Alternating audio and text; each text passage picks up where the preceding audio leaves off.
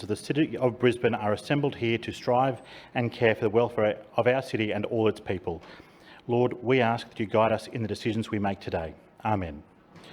We acknowledge the traditional custodians of the land on which we meet and pay our respect to elders past and present. Please be seated. I declare the meeting open and I welcome you all to the new year.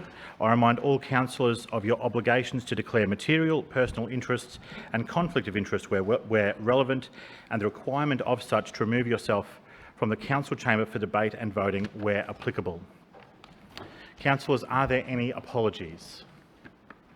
There appears to be no apologies. Confirmation of minutes, please. Councillor Richards. Mr Chair, I move that the minutes of the 4,611th meeting held on Tuesday the 3rd of December 2019 be received, taken as read and confirmed. Seconded. It's been moved by Councillor Richards, seconded by Councillor Marx. The minutes of the 4,611th meeting of Council held on the 3rd of December 2019 be received, taken as read and confirmed. All those in favour say aye. Aye. The contrary, no. The ayes have it. I would now like to draw the Council's attention to the public participation. Can I please call on Ms Judith Anderson, who will address the Chamber on Zonta International.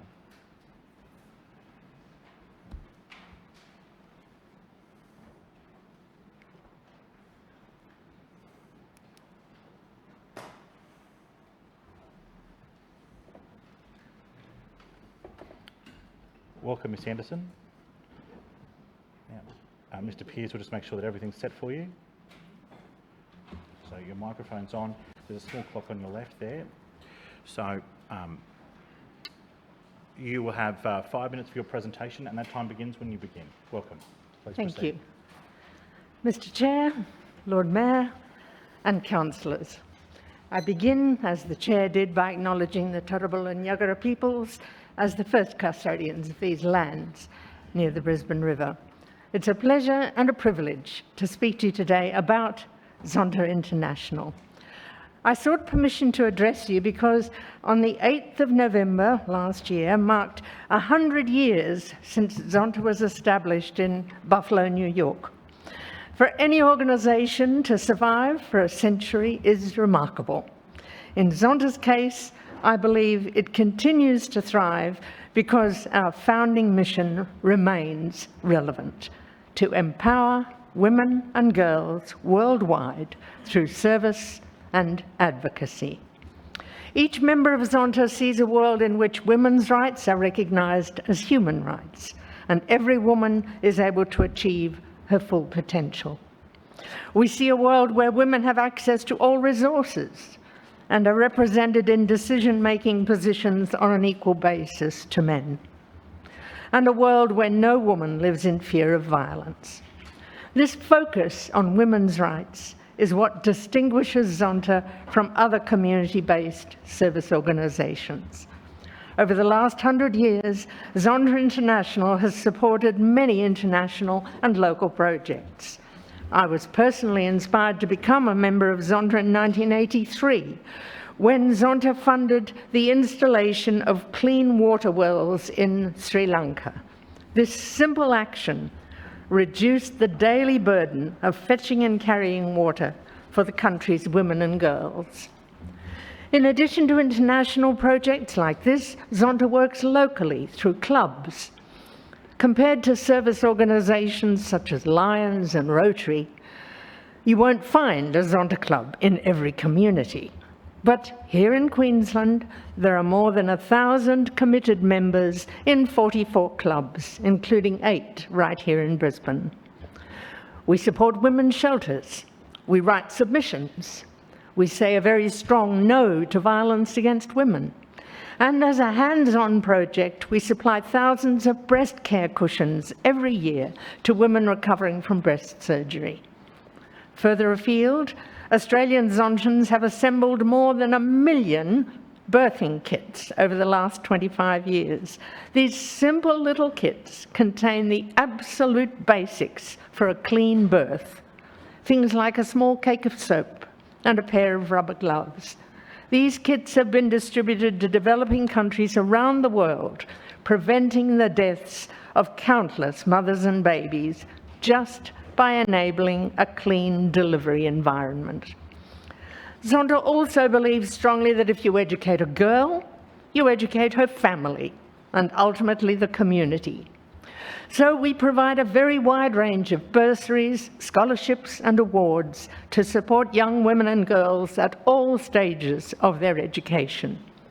These range from small bursaries for disadvantaged girls in local schools to very valuable international fellowships for women undertaking postgraduate research in aerospace-related fields. But for all this great work, there is still some way to go, and that's why Zonta has such a strong focus on advocacy. Australia was once in the vanguard of women's equality, but the results of the 2019 federal election put Australia at 48th in the world in terms of women's lower house representation. The equal of Angola and below countries such as Rwanda and Nepal. Brisbane City Council, by contrast, I have to say, is to be commended on its high level of female representation. As former Foreign Affairs Minister Julie Bishop once reminded us, no country can reach its full potential if it ignores the skills, talents, energy, intelligence, and ideas of 50% of the population. Achieving gender equality in Australia is not easy, but as Zontans, we're mindful there are many places in the world where women, just because of their gender, do not have fundamental legal, political, economic, educational, or professional rights. And it's for these reasons that Zonta will continue its work globally to highlight inequities in society and to empower women. Thank you again for the support that you give to the work we do. Thank you, Ms Anderson.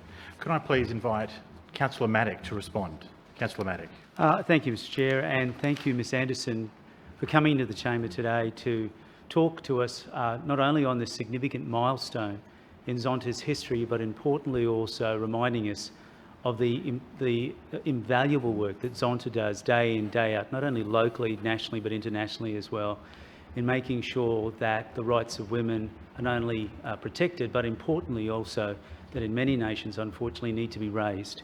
I think that what you're doing is absolutely fundamental to our society in being able to acknowledge the absolutely equal and indefensible right of every woman to be properly recognised as an equal in every way, shape or form. I'd like to thank you also for the work that you and all of the volunteers at Zonta do day in, day out. As councillors, we are well aware of the work of Zonta. For those of us who have a branch in our wards, I know that councillors on both sides of the chamber very happily and readily support the initiatives of the organisation. I know that, for example, in the chamber just late last year, we had a presentation in regards to these labels that we now place in women's toilets within our libraries for those women who need to be able to call around the unfortunate instances of domestic violence or risks that they might face as well. So for Council, it's continuing that strong relationship with Zonta to be able to support you in your initiatives and the work you do, and in even simple things such as lighting up City Hall and some of our other assets on the when you run the Zonta Says No campaign. I know that all councillors in this chamber will continue to support the organisation, and if there is ever anything at all, of course, that you'd like to look at as far as further initiatives or work that Council can do for Zonta, please do not hesitate to contact myself or the Lord Mayor in regards to being able to continue that strong partnership together to talk about the most important issues of all, that is supporting the rights of women equally throughout the world. Thank you. Thank you. Thank you, Ms Anderson. Mr Pearce will show you how. Thank you.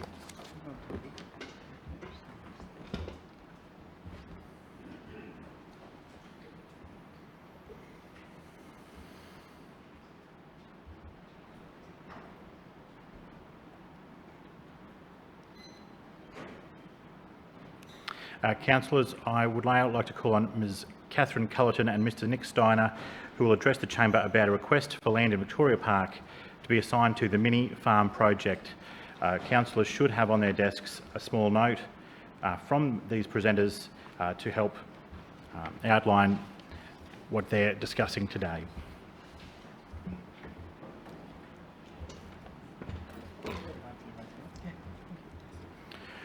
right, welcome. Ms Culleton and Mr Steiner, you'll have 5 minutes. Your microphone is on. The clock at your left hand there will begin in a moment, and your 5 minutes will begin when you begin speaking. All Okay, right? thank you. Welcome. Thank you. Mr Chair, Lord Mayor and councillors, good afternoon. Could I start by acknowledging the traditional owners of the land on which we stand, the Jagera and the Turrbal people, and pay our respects to elders past, present and emerging. Thank you also for the opportunity to address you today. My name is Catherine Culleton and I'm a volunteer with the Mini Farm Project, and this is Nick Steiner, the CEO and founder of the Mini Farm Project. We wanted to talk to you about the Victoria Park redevelopment that's currently open for consultation. We're really excited to see the recently released Victoria Park draft vision and the fact that it included a city farm. We know Brisbaneites love their city farms, and there are numerous fantastic examples around the city. But we're here today to talk to you about the Mini Farm Project, which is a city farm, but with a very unique difference. We're a local Brisbane charity totally run by volunteers, and we convert underutilised urban spaces into urban farms to grow food for those in need. This food is then freely donated to food security agencies and local charities like the Salvation Army and FoodShare. So just to clarify, all the food we grow is given to people in need.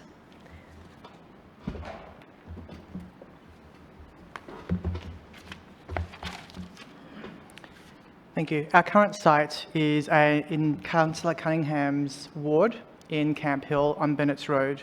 This small site over the last couple of years has produced over 4,000 kilos worth of produce that we have freely donated to charity who have kitchens to produce food. Today we are specifically requesting that Council consider allocating 6 to 10 acres at Victoria Park to be converted into a managed urban farm. We already know that you have identified space for community gardens in the plan, but we would encourage that the Council think bigger.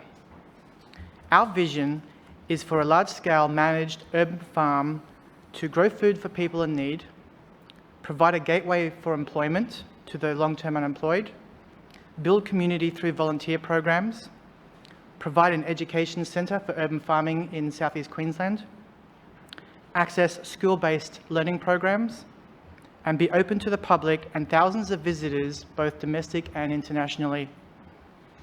We have an amazing advisory board, which we're very proud to announce that Aaron Heidemann from Millen Farms is now part of as well. And last year, we also ran a petition where over 360 Brisbane citizens voted yes to ask for a signatory for actually a park urban farm. A charity farm, with support of the Council, is an excellent opportunity for the people of Brisbane to grow food for those in need. It is a great project for Australia's new world city. Thank you. Thank you. All right, can I call on Councillor Hammond to respond, please? Thank you, Mr Chairman, and thank you, Ms Culleton and Mr Steiner, for coming in and speaking to us about this very unique project that you've got. And I have spoken to Councillor Cunningham as she's been out to your site with you, Mr Steiner, and really supports your project. The Victoria Park vision, as you know, is a very ambitious vision that this Lord Mayor has undertaken to transform this beautiful green space into one of the largest parks in Brisbane. So, as you will see in part of this vision, on the southern side, so the Spring Hill side, which you alluded to at that time, has been designated, I think one of the words is farm gate area, or community garden, as you would know. This council heavily supports community gardens. That's why we've got over 40 community gardens across our great city, and that includes urban farms as well. We also have a grant process that we do to encourage people to set up their unique area. I love your philosophy where you turned around and said growing food for people who need it, but also you're looking bigger. It's about employing people too and encouraging people to get involved, maybe learn a new skill, but also get something out of it for themselves with their confidence. At this stage, we are out for consultation at Victoria Park, and it ends on the 28th of April this year. And I would really encourage your members to have their say as part of that consultation process. Because at the moment, we want to hear from the people of Brisbane, and we hope the community garden is supported through this program, but it's a little early to say that as yet. We are receiving so much feedback about this wonderful project. As I said before, it's its early stages, and if it's accepted, then it would have to go through the planning stage, and then budgetary, who's going to run it, what's it going to look like, what's it going to feel like. But again, I thank you so much, and the amount of produce you're getting out of that just over 3,000 square metre block at Camp Hill is outstanding, so well done. I wish you all the best, and please have your say, because as I said, it closes the 28th of April this year. Keep up the good work. I think your philosophy is a good model. Thank you. Thank you. Thank you to you both. Thank you. Mr Pearce will show you out.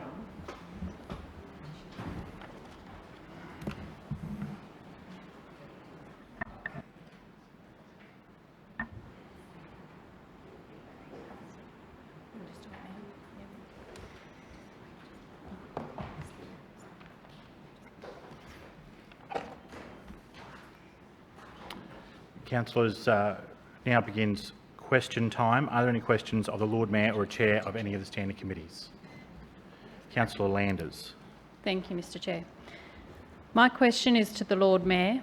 Lord Mayor, this administration prides ourselves on our strong financial management, including delivery of balanced budgets and responsible delivery of multi-million-dollar infrastructure projects like Kingsford Smith Drive and Legacy Way. Can you please outline for the Chamber why this administration is better equipped with the experience, leadership— Councillors, please allow Councillor Landers to ask her question in silence. Councillor Landers.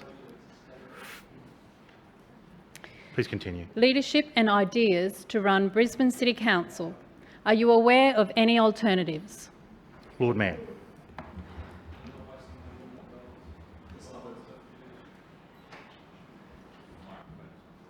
Try that now. So, there we go. Okay.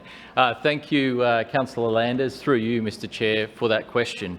And you are absolutely right. This administration, as has been the case for our predecessors as well, with Lord Mayor Graham Quirk and also Lord Mayor Campbell Newman, have consistently run balanced budgets. We have consistently managed the city's finances responsibly, and Labor likes to peddle the myth that, oh, we're required by law to run balanced budgets. That is not the case. We are required by our ideological belief to do that, but not by law. And Councillor Johnston, we've only been going for a minute and a half. Please calm down. Lord Mayor. Thank you. And it is interesting to think what our community and our city has been through when it comes to financial challenges. So the year that we had the GFC, Council ran a balanced budget. The year that we had the 2011 flood, Council ran a balanced budget. The year that we've had all types of storm events and natural disasters, Council ran a balanced budget. We have— Councillor Johnston, if you've got something to say, could you please do it at an appropriate time, but don't take the opportunity to interject at length. As you all well know, I allow a modest level of interjection in this place. It's a place of debate, but please make them on topic and brief if you're going to do them. And can you try, once we've discussed this in the past, please try to be somewhat interesting. Lord Mayor. Thank you, Mr Chair. As I was saying, balanced budgets are our bread and butter. They are what we do, and they will be what we will continue to do as an administration with the support of the Brisbane community. But those balanced budgets are critical because they allow us to deliver important projects and services for the people of Brisbane. And we know that things like Brisbane Metro would not be possible if we didn't run balanced budgets. Things like Victoria Park would not be possible if we didn't deliver balanced budgets. Things like free off-peak travel for seniors would not be possible if we didn't deliver balanced budgets. Support for business, small business in our community, support for new homeowners, construction of new green bridges would not be possible if we didn't have balanced budgets. And so it is clear, the record is clear, 16 balanced budgets in a row. 16 balanced budgets in a row. and I can commit to the people of Brisbane that will be the case going forward as well, if they give us their support going forward. We are committed to running a responsible budget. We are committed to managing the city's finances responsibly, and we have the record to prove that is exactly what we have done. Now, I have been Lord Mayor since April last year, but I have also been the Finance Chair of Brisbane City Council and delivered, together with the Lord Mayor, balanced budgets. I have also been the Infrastructure Chair and delivered major projects like Legacy Way, like the New Farm Riverwalk, like open-level crossings. Councillors, I know that we've all had a little bit of time off. This is our first meeting for the year and everyone's revved up and excited to be here. That's fair enough. But please show just a modest amount of self-control, hey? Just a little. And also reflect that most people here don't like to have their speeches interrupted, in particular Councillor Cassidy and Councillor Johnston, who are doing the bulk of the interjecting. Can you please be courteous? As people often ask me to see courtesy towards them, I ask you to be courteous to others, Lord Mayor. Thank you, Mr Chair. And so I give my commitment to the people of Brisbane that we will continue to run balanced budgets and we will continue to invest in the things that are important to them, whether it is infrastructure and bridges, better public transport, new parkland, expanded parkland and green space, support for small business, support for our seniors, support for first home buyers. We will continue to provide those things. We will do it through responsible financial management, and we will do it through the experience that this team has in managing Australia's largest council.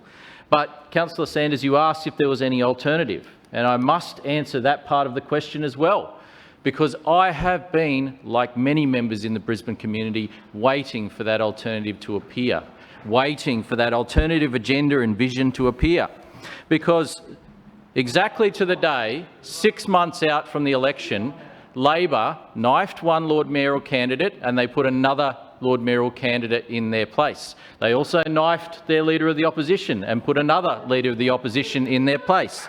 And on the 28th of September, which is 6 months out from the election, Labor's Lord Mayoral candidate said, "I have been in the gig for 24 hours. At this stage, we're going to sit down over the next couple of weeks and we're going to nut out a comprehensive policy platform." We are all still waiting. We are all still waiting. And Councillor Cassidy says you can keep waiting, and I believe you, because there has been nothing to date, and I don't expect there to be anything going forward. What there will be is no ideas and plenty of smear. And if you don't have ideas, you've got to have smear. And that's what Labor has. And that's what they will offer today. And that's what they will offer next week. And that's what they will offer every day in the lead up to the election. But we will offer our responsible record, our clear record of delivery, results for the people of Brisbane, record investment in infrastructure, and the projects that really make a difference to the people of Brisbane. But I can tell you what doesn't make a difference: smear, mudslinging and innuendo. That doesn't make a difference. Lord Mayor, your time has expired. Are there any further questions? Councillor Cook. Thank you, Mr Chair. My question is for the Lord Mayor. Lord Mayor, council guidelines mandate that petitions considered by this council must be respectful, decorous and temperate, and not contain any language which is offensive or likely to be offensive to any member of the public. This council's website is hosting an offensive petition that links the LGBTIQ+ community with pedophilia. The petition has a closing date in June. Will you enforce this council's own rules and immediately take down this offensive petition? Can all members of the gallery please return to their seats? Lord Mayor, the question, please. Thank you, Councillor Cook, for the question. It's been interesting because in recent months and weeks, I've had all types of people attacking me and all types of people attacking Brisbane City Council. I've had hundreds of letters and emails. I've had petitions attacking me for supporting the LGBTIQ+ community. And I haven't backed down, and I haven't changed my view. But now it's interesting to see a petition on the other side of the coin attacking me for not doing enough to support that community. Now, There seems to be confusion about what I believe and what I stand for, and I want to make it very clear today. I support a tolerant community where we all show respect for each other. And I support the right of every member of that community to live free of hatred and discrimination. And that includes the LGBTIQ community, that includes our multicultural community, that includes every single member of our community. That is my view. That view will not change. But what I can't promise is to censor the things that people say, the things that other people say. What I can't promise... Point of order, Mr Chair. Point of order to you, Councillor Sri. Just on relevance, the question was very clearly about the offensive petition and whether the Mayor would be enforcing Council's existing guidelines. Thank you, Councillor Sri. I believe that so far the answer has been on the points raised in the question. Lord Mayor. Thank you. That is exactly the issue that I'm addressing and exactly the question that I'm responding to. Now, there has never been a single time as Lord Mayor, and I'm not aware of a time before that, when prior to a petition being uploaded onto Council's website by a member of the public, that a council officer comes to me and says, Lord Mayor, are you okay with the wording of this petition? That has never once happened, and nor should it happen. Nor should it happen. Okay. I am not the censor-in-chief, Mr Chair. Lord Mayor, please don't. Okay, councillors, as I said, I appreciate that it's the first meeting back and everyone's a bit revved up, but please allow, the question was heard in silence, please allow the answer to be heard in silence. Lord Mayor. As a councillor for 14 years, I have been regularly contacted by people asking me to assume the role of censor, and at every opportunity I have resisted that, because it is not the role of a democratically appointed councillor, an elected councillor, or a politician to, to censor Mayor, stop, please. what people put in their petitions. Lord Mayor, please.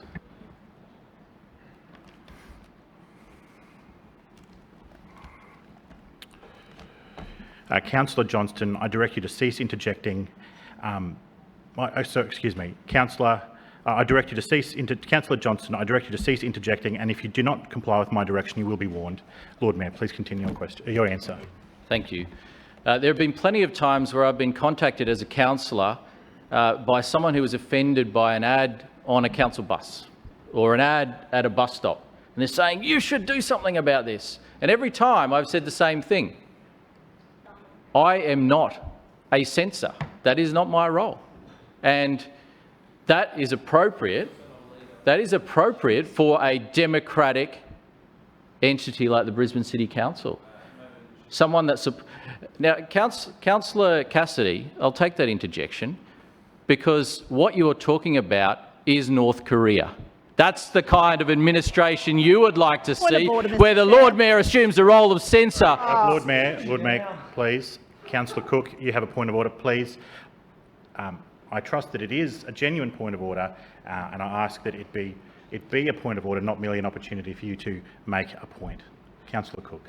Thank you, Mr Chair. Will the Lord Mayor please answer the question, which is, will you enforce this council's own rules and immediately take down this offensive petition? Lord Mayor, please. Please continue to the end. Thank you. There are plenty of petitions with wording that many people will find offensive. There are plenty of petitions with wording that I have found offensive in the past. But you know what? We live in a democracy and people have the right to petition council on anything they like. On anything they like. And it is fascinating to hear the draconian response from those opposite, where they would censor the residents of Brisbane and the Lord Mayor would determine what petitions got up and what didn't, what petitions people can put up on the website and what can't.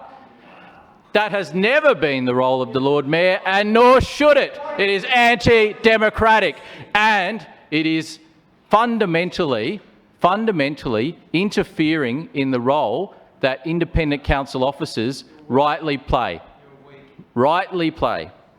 We know that Councillor Cassidy's idea of strong leadership is North Korea.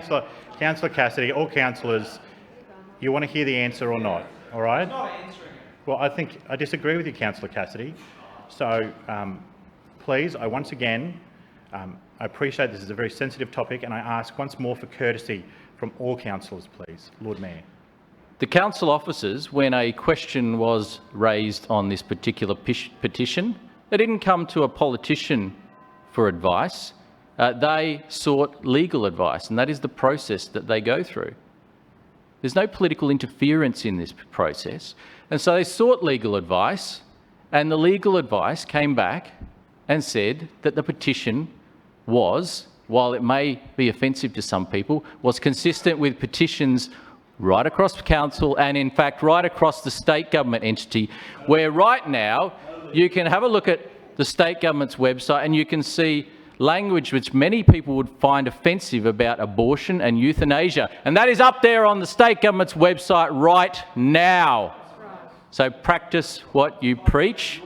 Practice what you preach. Lord Mayor, your time has expired. Are there any further Point questions? of order, Mr Chair. Point of order, Councillor Cook. Thank you. I move the suspension of standing orders to allow me to move the following urgency motion. The Brisbane City Council immediately remove the petitions titled Ban LGBTIQ+ Programs from Brisbane City Council Libraries with the principal petitioner Peter Hayden of Runcorn that closes on 13 June 2020, and the petition titled Adult Entertainment is Not Suitable for Children with the principal petitioner Wendy Francis of Mitchelton that closed on 31 January 2020 from the council petition process. Further, that the Lord Mayor personally issue a public apology to the LGBTIQ+ community on behalf of the Brisbane City Council for any offence and hurt caused by the publication of these petitions. Seconded. Thank you. I trust that's quite lengthy. I trust that's written. Yes, thank you, Mr Chair. Could you please is there enough copies for distribution? No, Mr Chair, I've got one. Thank you. All right. Of course, I'll allow the urgency motion. I just want people to understand. Do people understand the nature of the resolution proposed by Councillor Cook? Yep. All right, Councillor Cook, you have 3 minutes to urgency, and of course, I will remind you once again that the topic is urgency, not substance. Is the point of the 3 minutes, please? Thank you, Mr Chair. This is an urgent matter before us today for a range of reasons. Firstly, the petitions remain on the council website and in the council petition processes. Mr Chair, the CEO of council has not provided a substantive response to numerous requests to have these petitions removed in accordance with the council guidelines for petitions. This is urgent today because these petitions make inaccurate and offensive statements about the LGBTIQ+ community. One of the petitions claims drag is highly offensive to females. Another petition references pedophilia and demands an apology from the council for allowing drag queens to read books to children. This is absolutely disgraceful, and for every day these petitions are not removed, the harm they cause is magnified. This is urgent because the Lord Mayor of this city, Adrian Schrinner, when asked today and on other days why he is allowing these petitions to remain, says, and I quote, that it is obviously a subjective matter. Whoa. This is appalling. This is a complete lack of leadership Councillor on these Cook, issues. Again, this is urgent. No, you don't speak while I speak, please. Much of what you've said is on the topic of urgency, as I asked, and I'm always grateful for that, but I believe that you have now gone into the substance of the matter. Once again, back to urgency, please. Thank you, Mr Chair. This is urgent because it is not a subjective matter. There are crystal clear guidelines. It does not matter if they have not been used before. This situation is appalling. There are words that are used in those guidelines like respect, and that it must not contain any language which is offensive or likely to be offensive to any member of the public. These petitions are offensive. Thousands of people are offended, Mr Chair, and the Lord Mayor will not listen. Mr Chair, this is urgent because this LNP Council are burying their heads in the sand when it comes to protecting one of the most vulnerable groups of people in this city. This is urgent because we know that LGBTIQ+ community are twice as likely to experience anxiety disorders, 3 times as likely to experience depression and social phobias, 5 times more likely to experience major depressive episodes, and up to 14 times more likely to attempt suicide. Mr. Chair, these health outcomes are directly related to experiences of stigma, prejudice, discrimination and abuse. These petitions are a direct example of the kinds of abuse and prejudice this community faces and should be removed. Finally, Mr. Chair, this is urgent because, in the words of the performers and organisers of Drag Queen Storytime, and I quote, "To see such contempt and hatred directed at our community is shocking. Knowing that the platform generating such hate has been organised and promoted by our leaders elected creates fear and mistrust in our community. We want to work towards a city your time's expired. that is free." All right. Thank you, councillors. I will now put the resolution for urgency. All those who believe this matter is urgent, say aye. Aye. To the contrary, no. No. The noes have it. Division. Division called by Councillor Cassidy and Councillor Cook. Ayes to my right, noes to my left. Please ring the bells.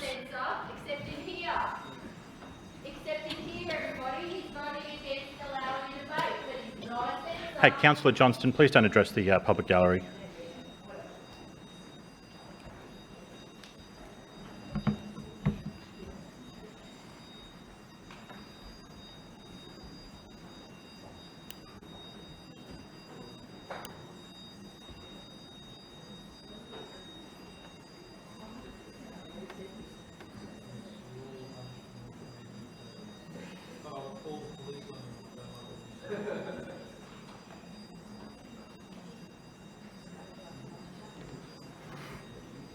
Attendants, please close the bars.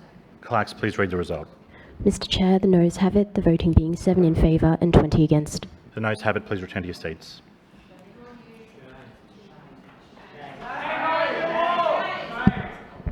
Public gallery, please do not vocalise into the room, please. You're welcome to view this, but you're not participants. Thank you.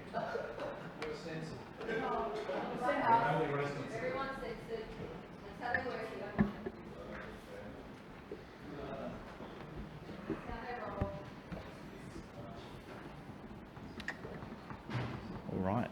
Are there any further questions? Councillor Atwood. My question is to the Chair of the Public and Active Transport and Economic and Tourism Development Committee, Councillor Adams. Deputy Mayor, the Brisbane Metro is underway. Can you please give an update on why this administration has the experience, leadership and ideas to lead Brisbane City Council? The Deputy Mayor, Councillor Adams. Thank you, Mr. Chair, and thank you, Councillor Atwood, for the question, because we do know, as the Lord Mayor spoke about just a couple of minutes ago, that running Australia's largest council takes experience and ideas that keep pace with the growing city. You need a balanced budget to make sure you can deliver major infrastructure projects at the same time, and this administration is keeping the record of this mantra, and we are continuing to roll out projects and initiatives that are very, very key to shaping our growing city. Of course, Brisbane Metro is a key part of this plan, and it is well underway. At the end of November, we signed off on the contract for the Brisbane Metro vehicles, which we brought to Chambers, a crucial part of this project, which will see Brisbane residents get home quicker and safer in a clean, green vehicle. With top speeds of 90 kilometres per hour to navigate the busway and zero tailpipe emissions coming from the vehicle, the Metro vehicles really are an Australian first. Only a few weeks ago, initial demolition works began at the Brisbane Metro depot down at Rochedale. The Lord Mayor and myself were out there on another steamy Brisbane day. A facility which will house Metro drivers and the entire Metro fleet. It will be equipped with state-of-the-art charging infrastructure. A depot of this size will be a nation first.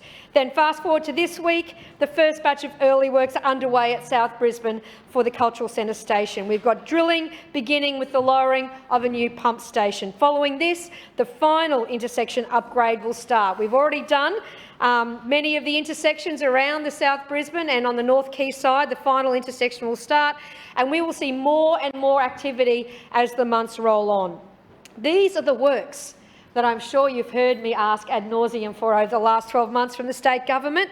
over a whole year, so we are very glad to finally get the state government's tick off and get on with the project. We now have every level of government backing Brisbane Metro, except the one lonely Labor opposition on the other side of us here. Now, on the point of Brisbane Metro contracts and the progress on the project, I thought it interesting to note the questions on notice provided by the opposition this week. List the companies which have been contracted for work on Metro. List the contracts that need to be filled for remaining work on the project. List the contingency for the project. Labor are clearly making sure their mayoral candidate knows what he's talking about before he gets anywhere near a radio interview again. I think we all remember the train wreck, pardon the pun, Metro wreck of the interview last year, where the candidate couldn't deliver one matter of fact about the Metro project. I don't know what the contracts are, but I think we're locked into them. I can't offer an alternative on the Metro. Well, I don't know about the contracts, they're secret. Well, they must be secret to him because Councillor Cassidy hasn't shared them because they've all come to the council chamber. There are just over 50 days until the next election, and it's taken the opposition nearly 1,460 days to get their heads around the project before they started talking about it publicly. The competency is a strikingly low point for the Labor opposition. Voters need to be aware that Brisbane Metro is at risk with the Labor opposition.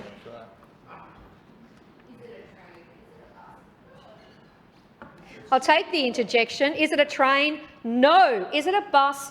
No. It is a Metro vehicle, electric. Okay, councillors, please allow the Deputy Mayor to be heard. It's a vehicle that has never been seen in Brisbane before, with zero tailpipe emissions, with infrastructure charging stations that will be a nation's first, which is all you would expect from the cleanest, greenest and most sustainable city in this country, led by Team Schrinner. Okay, Councillor Strunk. Deputy Mayor. Thank you, Mr Chair. And what Team Schrinner is going to do is getting on with the delivery of the Metro. We are going to get on with delivering the green bridges. We are going to get on with delivering Victoria Park and all the infrastructure that goes with that. Team Schrinner is the only option on March 28th with a credible plan for Brisbane. Our initiatives are costed. They have strong support from the community, and we are determined to see their delivery to the end. Do not risk the Metro on those jokes. Further questions? Councillor Cassidy. Thank you, Chair. My question is to the Lord Mayor. Lord Mayor, this council has been rocked by allegations surrounding the Team Schrinner LNP councillor for Pullenvale. Are you aware of any similar allegations about other Team Schrinner councillors, and what steps have you taken to satisfy yourself that none of your colleagues have been soliciting illegal donations from developers? Lord Mayor. Thank you, Mr Chair, and thank you, Councillor Cassidy, for the question. And once again, when you have no ideas, you just have smear. True to form, Councillor Cassidy really needs to get some new material here. This really is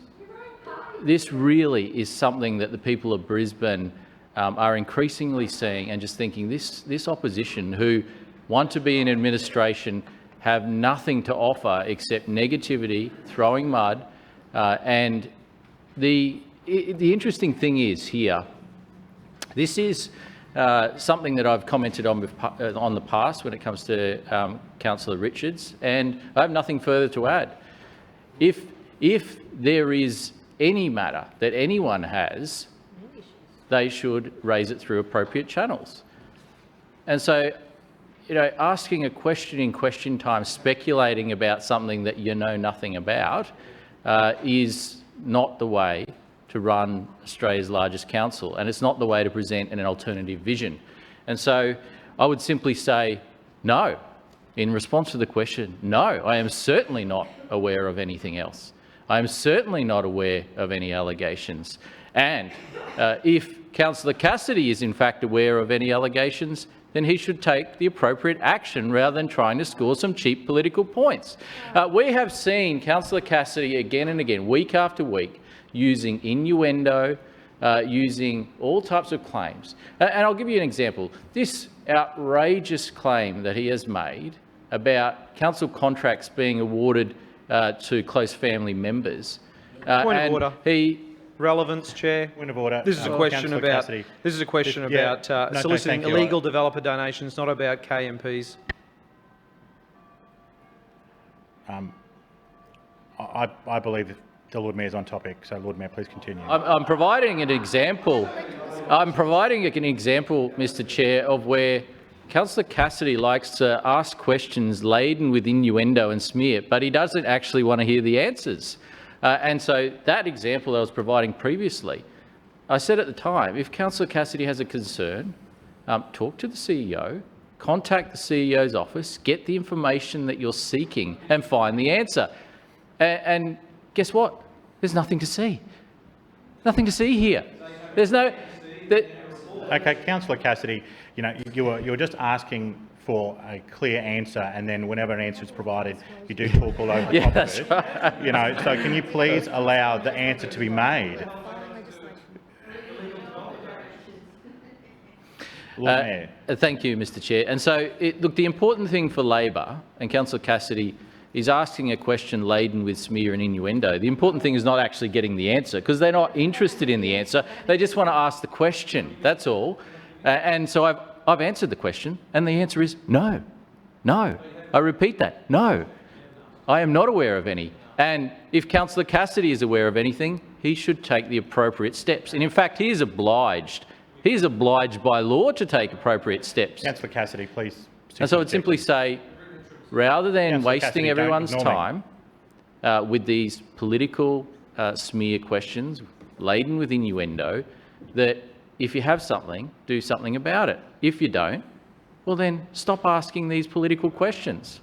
This is nothing more than a political strategy from a team that has no idea, no leadership, a team that knows nothing about managing the largest city in Australia, and a team that has no policies, no plans for public transport, no plans to get people home quicker and safer, no plans to roll out and increase green space. They simply have this idea that if they ask laden questions or questions laden with innuendo, that they might get a few extra votes. Well, the people of Brisbane aren't stupid. They aren't stupid. You tried this last time. You tried to throw mud. You tried to use the CCC as your political plaything, and guess what? It backfired. And it will again. It will again.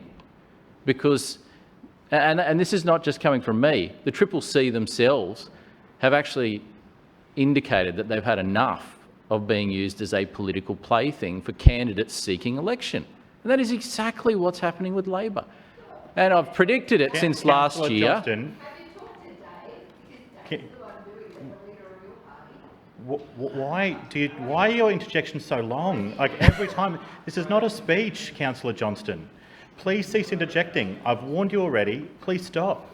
Lord Mayor. If you want something to refer, then refer the question of why your Lord Mayoral candidate was a lobbyist on the lobbyist register until he was caught out and then quickly updated it by being named and shamed. Like, what?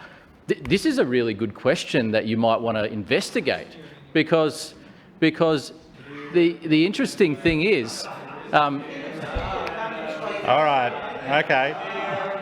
Councillor Strunk. There's no innuendo here, it's fact. It is fact.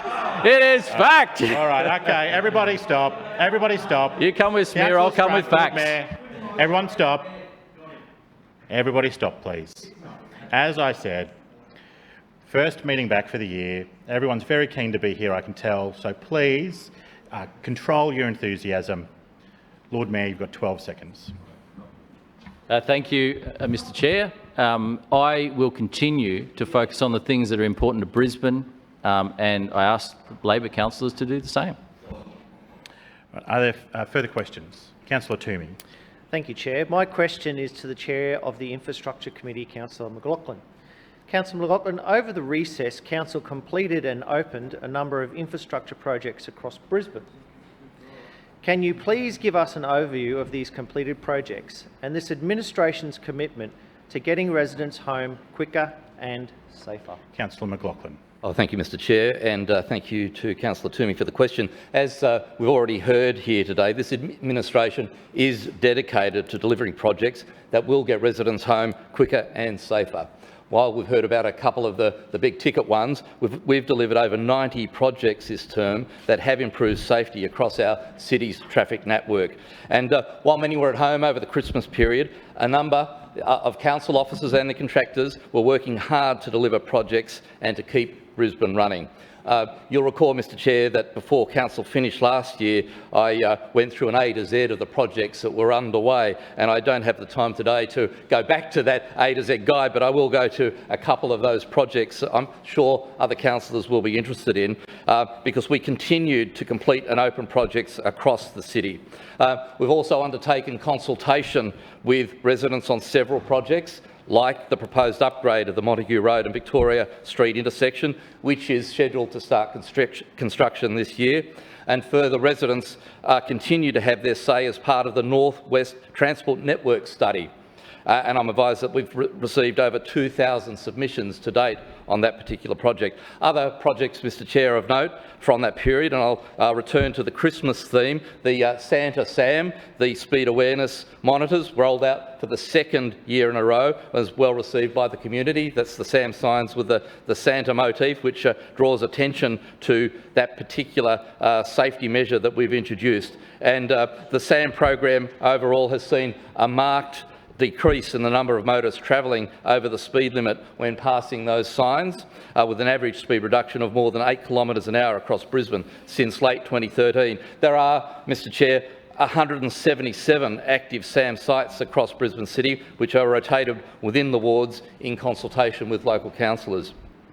Mr Chair, we also rolled out the first WAM signs, the Wildlife Awareness Monitors, during the recess period. So 6 signs were installed at 4 locations across Brisbane as part of the administration's commitment to protecting and maintaining our city's biodiversity, while also improving road safety. And it was great to hear that Councillor Cumming is a fan of the WAM program, especially when he told the ABC that it's a great new initiative. It does slow down speed of vehicles going past on sites as selected by council experts. So great to hear Councillor Cumming's endorsement of the great advice that we do receive from council's experts, and I thank them for their advice that they always provide us on all these infrastructure projects. Mr Chair, Councillor Cumming was correct in saying that SAM and WAM programs slow down motorists. That's what they do. The WAMs do this by functioning in a similar manner to the SAMs, and they use radar technology to provide oncoming traffic with a message that is responsive to the travelling speed. Mr Chair, some other projects that I'll get to as quickly as I can. The Widdop Street upgrade in Nunda was championed by my friend on my left here, Councillor Allen, on behalf of residents who were concerned with safety at the intersection of Widdop Street and the Toombul Shopping Centre. And this has been a long-running thorn in the side of all residents on that side of the city. Prior to the upgrade, safety and congestion were serious issues, with Widdop Street carrying about 18,000 vehicles per day, and the Kedronbrook Bikeway carrying about 1,000 cyclists and 700 pedestrians per day. I'm pleased to report to the Chamber that the upgrade included pedestrian safety measures such as a signalised crossing and an additional northbound lane on Widdop Street to help bus congestion. I'm really pleased to also say that we introduced on this particular project a trial of technology which is activated by the cyclists as they approach the intersection. So rather than having to stop and press the button to change the lights, it's activated by the bicycle crossing a loop further up from the intersection, and that's working well. And I'm hoping that, subject to the report back on this trial, that this will be rolled out elsewhere. Mr Chair, the Waterworks Road upgrade in Ashgrove was completed in December, and that will help bus congestion in Brisbane's northwest between Stewart Road and Ashgrove Avenue. Waterworks Road hosts over 32,500 vehicle movements per day, which is one of our really busy roads. The Chatsworth Boundary Samuel upgrade was delivered in December 2019, which will improve safety for motorists travelling through Camp Hill. We've completed recently the Raymond Grange Road intersection in Grange, and that's great to see that project completed as well. All of these, Mr Chair, are aimed at getting motorists, our residents, home quicker and safer, and this administration will continue to deliver on important infrastructure projects that benefit the residents of Brisbane, not just those projects that were finished, but for the next 4 years as well. Thank you, Mr Chair. Further questions? Councillor Sri. Thanks, Mr Chair. My question is to the Lord Mayor. Lord Mayor, as you're well aware, Council plays loud music in King George Square late at night to deter homeless people from sleeping in the sheltered area at the back of the square. I understand that you consider yourself to be a compassionate man and someone who genuinely cares about people who've been screwed over by the current economic system. So I want to ask you, how do you square this decision? How do you justify this decision to force vulnerable people out of a public space when they are seeking shelter? Lord Mayor. Thank you, Councillor Sri. Well, I do think that it is not compassionate to allow people to sleep on the streets. I don't think that is actually a compassionate response. I think that what is compassionate is to actually do something to get them the help they need. I've seen examples in cities around the world where when a city doesn't take action on homelessness, and there's tent cities that pop up in parks, that is, if you ask me, an example of a city not taking action to address homelessness. And our approach is to invest more than any council has ever been done before in a new grant program, the Pathways Out of Homelessness. And I announced a $3 million commitment to that program because we should be focused on getting people out of that situation, and that is definitely the focus of my administration and also the council officers that walk around the streets each day to make sure that they chat with people that are on the streets and try and get them the help to get out of the situation. That is got to be all of our focus. So simply just opening up all public spaces to allow people to sleep is not addressing the problem. We need to try and get people out of that situation. And so people do have the right to expect to be safe when they're in our city, but we want to get them out of that situation. We want to work with the different agencies that are out there, the different community organisations and charities, the Queensland State Government. We know that a big part of the problem is the lack of public housing, and that there's a long waiting list. And I've heard, and I was speaking from memory, 24,000 Queenslanders on the public housing waiting list. And so there's issues that need to be addressed fundamentally here, but our priority should be to get people out of that situation rather than simply opening up all public spaces for people to sleep in. And so we have a responsibility to our community to make sure that public spaces are usable for the community, and we also have a responsibility to help people in need, and we're doing that, and we will continue to do that.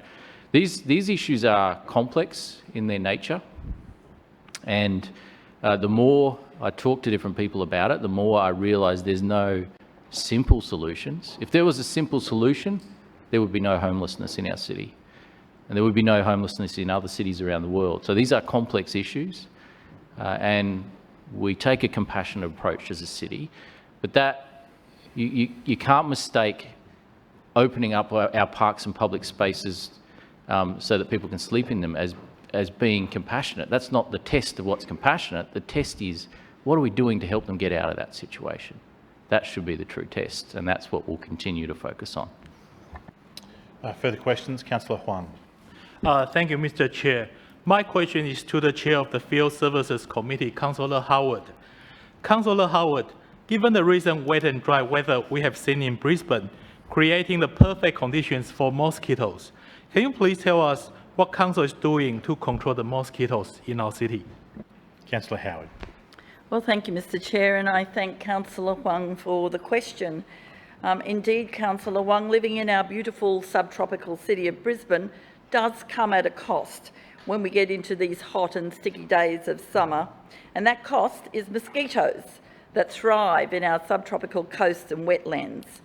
Fortunately for Brisbane, we have 2 expert entomologists leading the blitz against mosquitoes with helicopters and all-terrain vehicles dispatched across Brisbane to target mosquito breeding hotspots.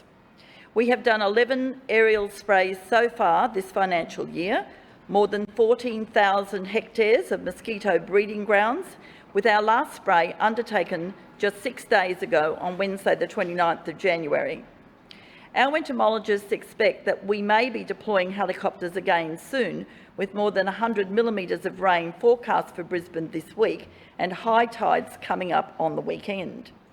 Our aerial treatment program is supported by our ground crews, which have recently been boosted by a new fleet of all-terrain vehicles and a brand new Argo, which can drive into water and help treat difficult-to-reach areas. Our team are out and about year-round, monitoring over 2,500 known mosquito breeding sites and spraying when needed. And of course, Council's mosquito program ramps up as we approach mosquito season, and at the moment, our teams are out every weekday and on weekends as required, taking action to combat mosquitoes and help keep our city livable. It's a long-held position of this administration that the budget is unlimited when it comes to managing mosquitoes in this city.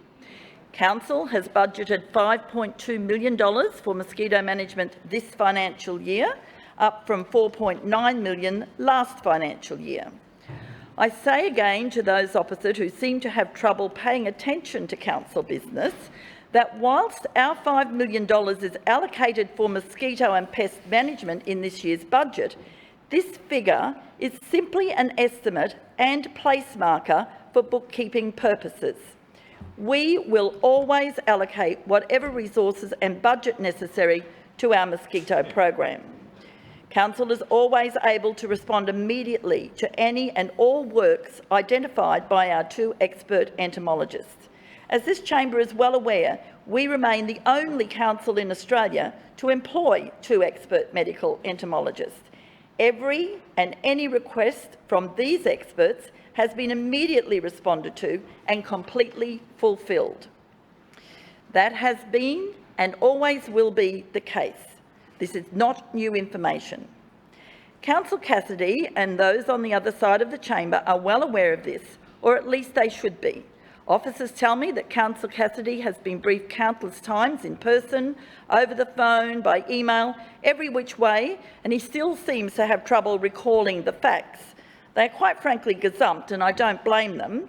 And I encourage Councillor Cassidy to take up the offers of our officers to go out on site, to have a look. I know the Lord Mayor's been out and had a look around. I think, Councillor Allen, you've been out with the Lord Mayor. So through you, Mr Chair, can I encourage Councillor Cassidy to take up the many offers that are being given?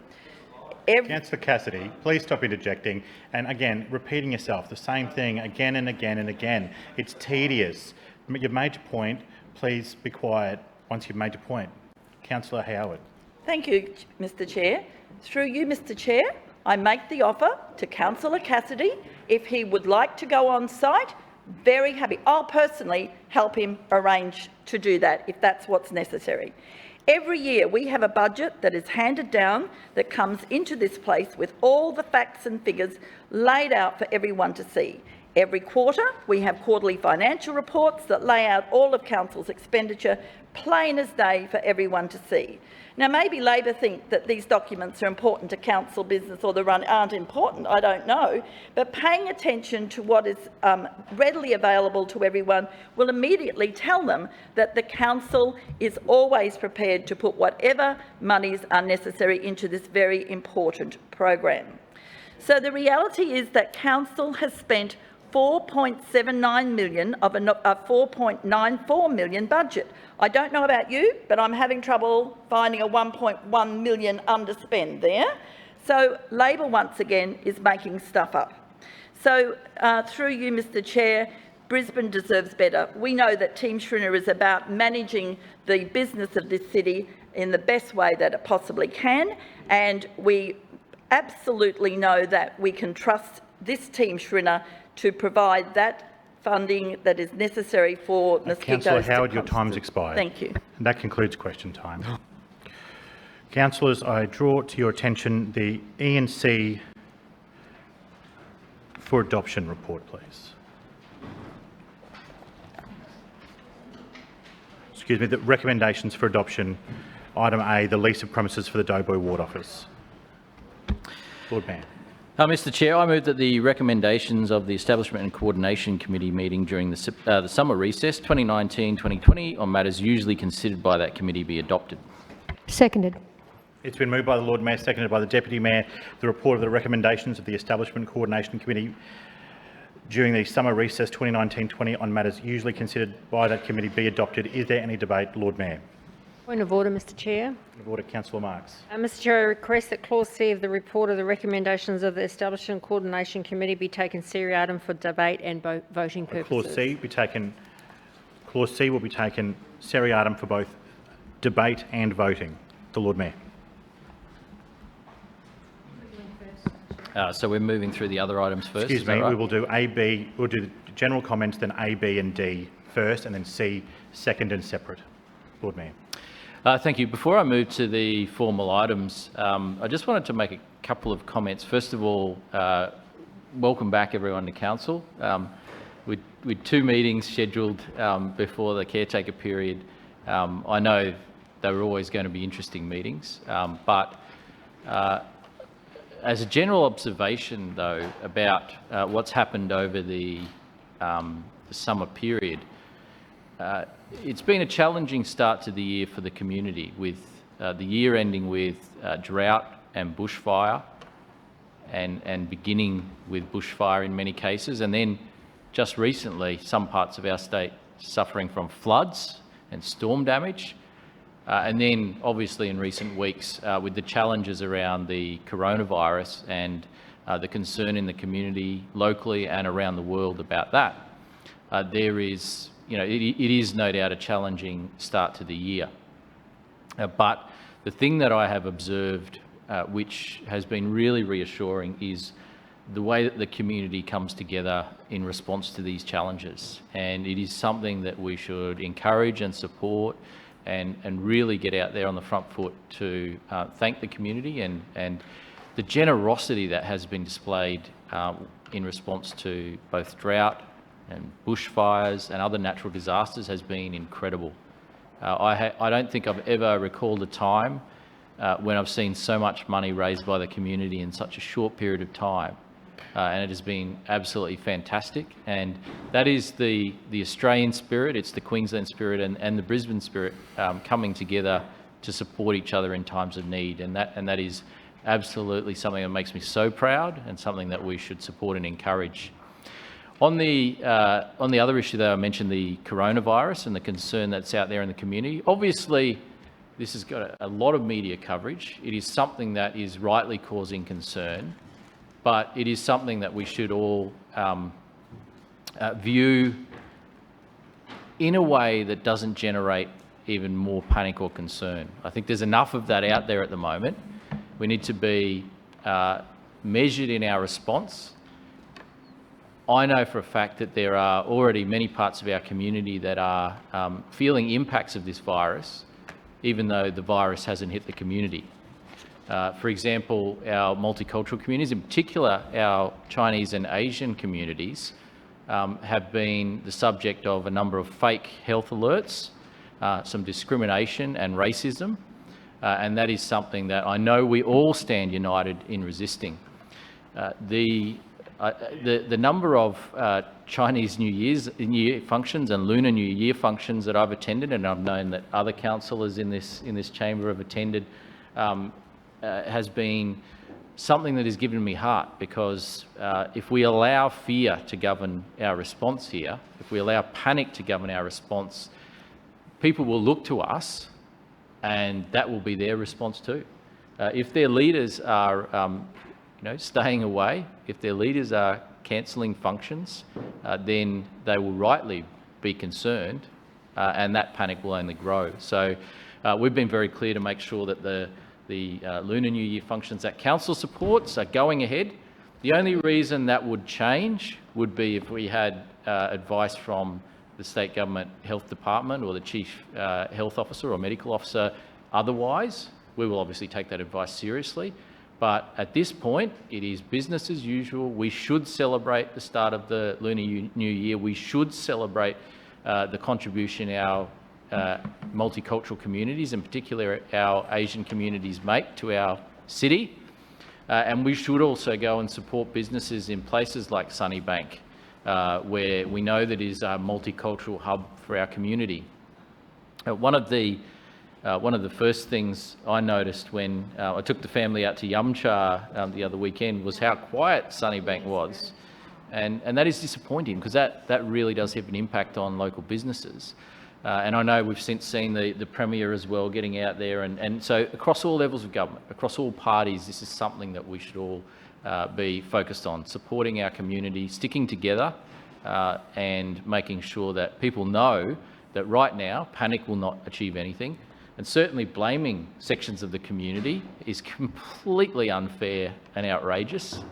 This is not something that anyone is to blame for. It is something we need to be careful of. It's something we need to manage, and the health authorities are doing a fantastic job, from what I can see, in managing this situation.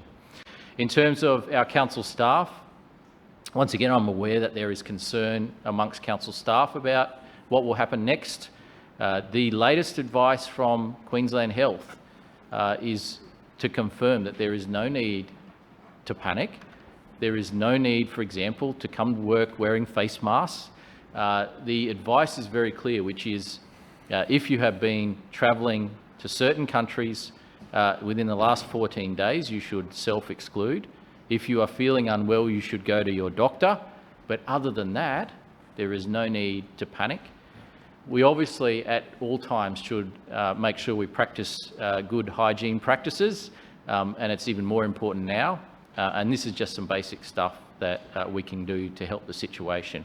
But ultimately, with the support for our drought-affected communities, with the support for the bushfire-affected communities, we need to translate that into support for each other during this time with the challenge of the current coronavirus. I think that Australian spirit, where we all stick together and we help each other, we need to remember that as well as we approach this next challenge. As we usually do when it comes to lighting up council assets, we are supporting some important events and giving acknowledgement to important community groups and organisations and the work they do. We are well aware that today is World Cancer Day, and it is the 20th anniversary of World Cancer Day. Today we're lighting up Redcliffe Place, Victoria Bridge, City Hall and the Story Bridge in blue and orange to support World Cancer Day. And we thank the Cancer Council for the work that they've been doing for many, many years to support the families of people that have been affected by cancer, to raise, not by council, by cancer, sorry, Cancer Council, to raise money and raise awareness and help us all achieve a future where we see cancer diminishing and eventually a cancer-free society. So it was great to be out there with the Cancer Council this morning, together with many other councillors, and I thank the Leader of the Opposition and Labor councillors for being present as well. Friday, we will commemorate the 25th anniversary of the Queensland Homicide Victims Support Group, and Victoria Bridge, Redcliffe Place and Story Bridge will be lit up in red, green, blue and yellow to show our support. The Queensland Homicide Victims Support Service offers free 24-hour support, personal advocacy and information to all people affected by homicides in Queensland, regardless of age, gender, culture or religion. Going forward, I think we should continue to do what we can as a community and as a council to support those Lunar New Year functions, and I look forward to seeing you all out. I know I'll be out at one tonight after council, and there's many more coming, and it's really important that we all come together at this time. Moving to the formal items, so item A and B are the lease of premises for the Doughboy and Maruka ward offices. Council has occupied the current premises for the Doughboy ward office at 1181 Wynnum Road, Cannon Hill, since 1994. And the Doughboy ward office has been in that location since then. The current lease commenced in July 2016 and is set to expire in the middle of this year on the 30th of June. The lease agreement included options for 2 further 4-year terms, and if approved by council, the first extension would commence on the 1st of July 2020 and expire on the 30th of June 2024. First extension requires council to provide notice to the lessor not less than 3 months prior, so we're taking this action now to make sure we can provide that notice. Council officers have undertaken a review and recommended that the lease be extended and that the ward office to remain where it is and has been since 1994. I note that the local councillor, Councillor Atwood, has been consulted and supports the officer's recommendation. With the Maruka ward office, the current premises located at 122 Beaudesert Road, Maruka, has been in place since, I understand, July 2004. Lord Mayor, your time has expired. Move for an extension. Extension of time is moved by the Deputy Mayor. Sorry. Right, hang on. And Councillor Seconded. Marx, all those in favour say aye. Aye. Contrary, no. The ayes have it. Lord Mayor, please continue. Thank you. So I was mentioning the current Maruka ward office has been in place since July 2004 and it has functioned as the Maruka ward office since that time. The lease expires on the 14th of August this year and includes an option to extend for a further 4-year term, which would commence on the 15th of August 2020 and expire on the 14th of August 2024.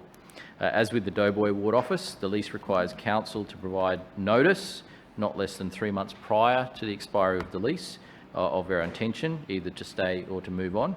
And so council officers have undertaken a review and recommended that the lease be extended for the ward office to remain in place as it has done since 2004. Item D is the detailed listing of the contracts and tendering accepted by delegates for November last year. As has been my practice, I'm not going to read out the details of every contract that comes through. The information's there for you to see. And if councillors have particular questions about any of those, they are also entitled to request the files and request information about those contracts. And so this one will proceed through in the normal manner. But once again, it demonstrates all of the things that we're doing across the city to deliver better outcomes for residents, the projects we're delivering, the services that we are providing as a council that are all focused on making sure we deliver a better Brisbane and do the things out there in the suburbs, on the streets that matter to the people of Brisbane. And so these contracts are delivering on that priority for us. And I would also remind people that through our procurement processes, we are very much focused on, wherever possible, giving support to local businesses here in Brisbane and in South East Queensland with our policy that came into effect on the 1st of July of supporting local providers. And so we have a clear target that has been provided to the procurement section of council that we want to see an average of 80% of contracts going to local South East Queensland businesses, and we continue to strive towards that target.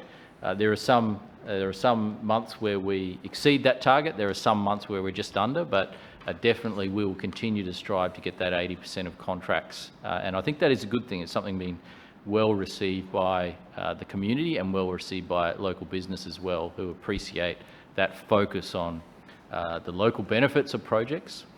And it is interesting that the discussion that we've seen in recent times about procurement with milk at the state government level and whether Maleny Dairies should have been chosen. I know that here in Brisbane we have a milk factory right close to the city over at South Brisbane, employing local people, producing milk for local stores and for council as well.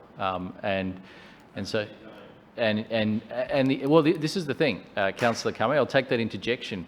It is important that we make the assessment on where the benefits go, because there may well be an overseas-owned company that provides real benefits to local people. And so we have to consider that in our procurement. So when it comes to the milk factory at South Brisbane, they are employing local people to work in that factory. They are buying milk from Queensland farmers to produce in that factory, and there are clear local benefits. So it may not always be the case that the company itself is owned by locals, but we look at the benefits as well to local residents, to local workers, to the local community, and also the supply chain as well with local businesses involved in that. So this is something we'll continue to work towards and something that we really have a focus on when it comes to making sure that Brisbane is Australia's most small business friendly city. Further speakers? Councillor Cassidy. Thank you, Chair. Could I just ask item D be taken seriatim for voting? For voting alone? Yep, just voting. On item A and B, the two leases for the new not new ward offices, new leases for the existing ward offices will be supporting those items. When it comes to item D, the Lord Mayor has said that he won't go into any more detail up front about what is $132,880,968 worth of council expenditure, public expenditure on projects. Some of these are sure absolutely fantastic. When you've got one line in here and what is publicly accessible documents, we think there should be much more transparency for the people of Brisbane, so we won't be voting in favour of these contracts. Further speakers? The Deputy Mayor. Thank you, Mr Chair. I'm happy to go through the contracts and tendering for the benefit of the chambers. As Councillor Cassidy said, the Lord Mayor wasn't going through them, but the chairs can go through them. So with the contracts and tendering at item D, within my portfolio, we have the bus services in the Bracken Ridge, Deagon, Brighton and Inala area. Council has an ongoing requirement for the provisions of bus services in these areas under our contract with TransLink. The long-term contracts with Hornibrook and the South West Service will expire on the 30th of June 2020 to ensure business continuity and stability. Given an election falling within that anticipated tendered period, we are seeking a 12-month extension on that contract, and that is reflected in that report today. TransLink have approved us doing this by written confirmation on the 18th of December last year. Following the end of the extension of the contract, Council will then go to market to undertake the traditional tender for the services. We also had the Transport Incident Management Solution, or telematics contract, which is required to meet our contractual requirements under our bus contract, again with TransLink. Telematics is being used to provide basic local information such as GPS location, direction of travel, speed information, to really confirm our proof of service. So TransLink are making sure that we're sticking to those KPIs that we actually did in a committee presentation at the end of last year in my committee. As part of this, Council is also improving safety, customer and driver outcomes by incorporating wayfinding for operators and electronic driver sign-on and pre-start checklists as a part of the telematics platform.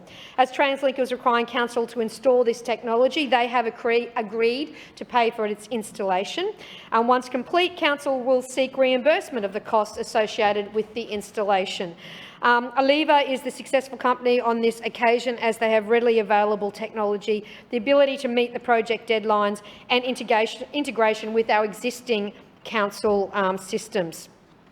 And the last one within my portfolio is the Toowong Bus Depot Workshop Roof Stage 2, which is exactly that, is part 2 of the works underway to replace the end-of-life roof sheeting on the top of the Toowong Depot roof. That includes the installation of solar panels, as you would expect, in the cleanest, greenest and most sustainable city in Australia.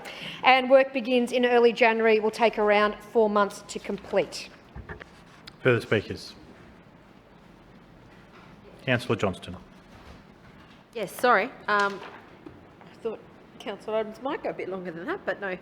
I rise to speak on items A, B and D. I think C's separate. Look, just with respect to A and B, the lease for the premises of the Maruka Ward Office, it's good that from time to time these matters come up for discussion, here in council, because for the past 4 years I've been of a view that the Fairfield Library should be expanded and my office could be relocated. I'm right at one end of the ward where I am now, and upgrading the Fairfield Library has been a significant commitment of mine over the past 10 years, and it's one that I'm continuing.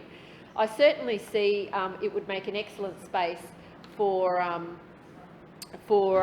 expansion of Fairfield Library, and it gives me hope that council is considering leases for ward offices in Doughboy and Maruka Ward and renewal of those here in this case, and they're paying sort of fairly substantial rents for both of those.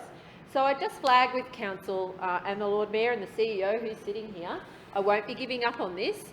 Expansion of the Fairfield Library is something that my community strongly supports. Expanding into the library would be excellent, and then, like you have in Maruka and Doughboy, we could look at leasing new premises for the Tennyson Ward Office elsewhere in the ward. I'm very sorry to say that unfortunately there's a lot of vacant shops in a few of the high streets in my ward, so there's unfortunately plenty of opportunity for an alternate location. So certainly I note those two lease renewals, and I just say we should be looking at innovative ways to expand our library services, and I believe that extra space at Fairfield would be really welcome, and I'm very happy to give up my office and find somewhere else to work. Just with respect to item D, the contracts and tendering, there are a couple of things on here that were I just want to mention. Firstly, I note the $37 million allocation for the construction of the Indooroopilly River Walk. That's part of the $60 million project, which includes 750 metres of bridge. It's just eye-watering. I want to put on the record again my concerns with the linkages to the south side of Brisbane. Firstly, a staircase is not an appropriate access point, and at the moment the proposal includes a staircase down to the bikeway off the Walter Taylor Bridge. Now, this council wants to spend $60 million on a piece of bikeway infrastructure, of which I think we need a version of. I just don't think council's got this right at all.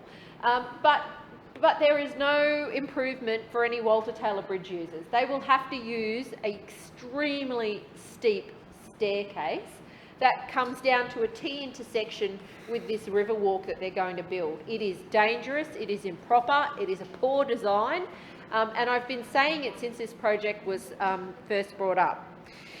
Secondly, I know council has combined stages 1 and stages 2, which means that there is a connection now off the Jack Pesh Bridge to the new river walk through the park at the old Army Barracks.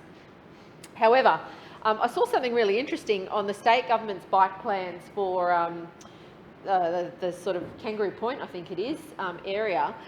There's this lovely kind of merge for the cyclists, whether they're going left or right. Again... Point of order. This is a contract for first payment. It's not re-arguing what the actual design is of the bridge. Point of order, Mr. Chair. Let me deal with one at a time.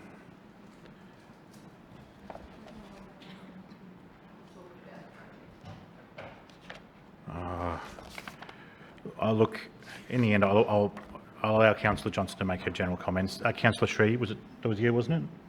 You're fine? Yeah, okay. Thank Councillor you. Johnson, please continue. I am discussing the substantive delivery of this project, which council is, we're being asked to approve here today, $37 million of expenditure, and I'm just saying why I think these things, it's a gobsmacking amount of money, and that's just over half the budget. It's $60 million all up.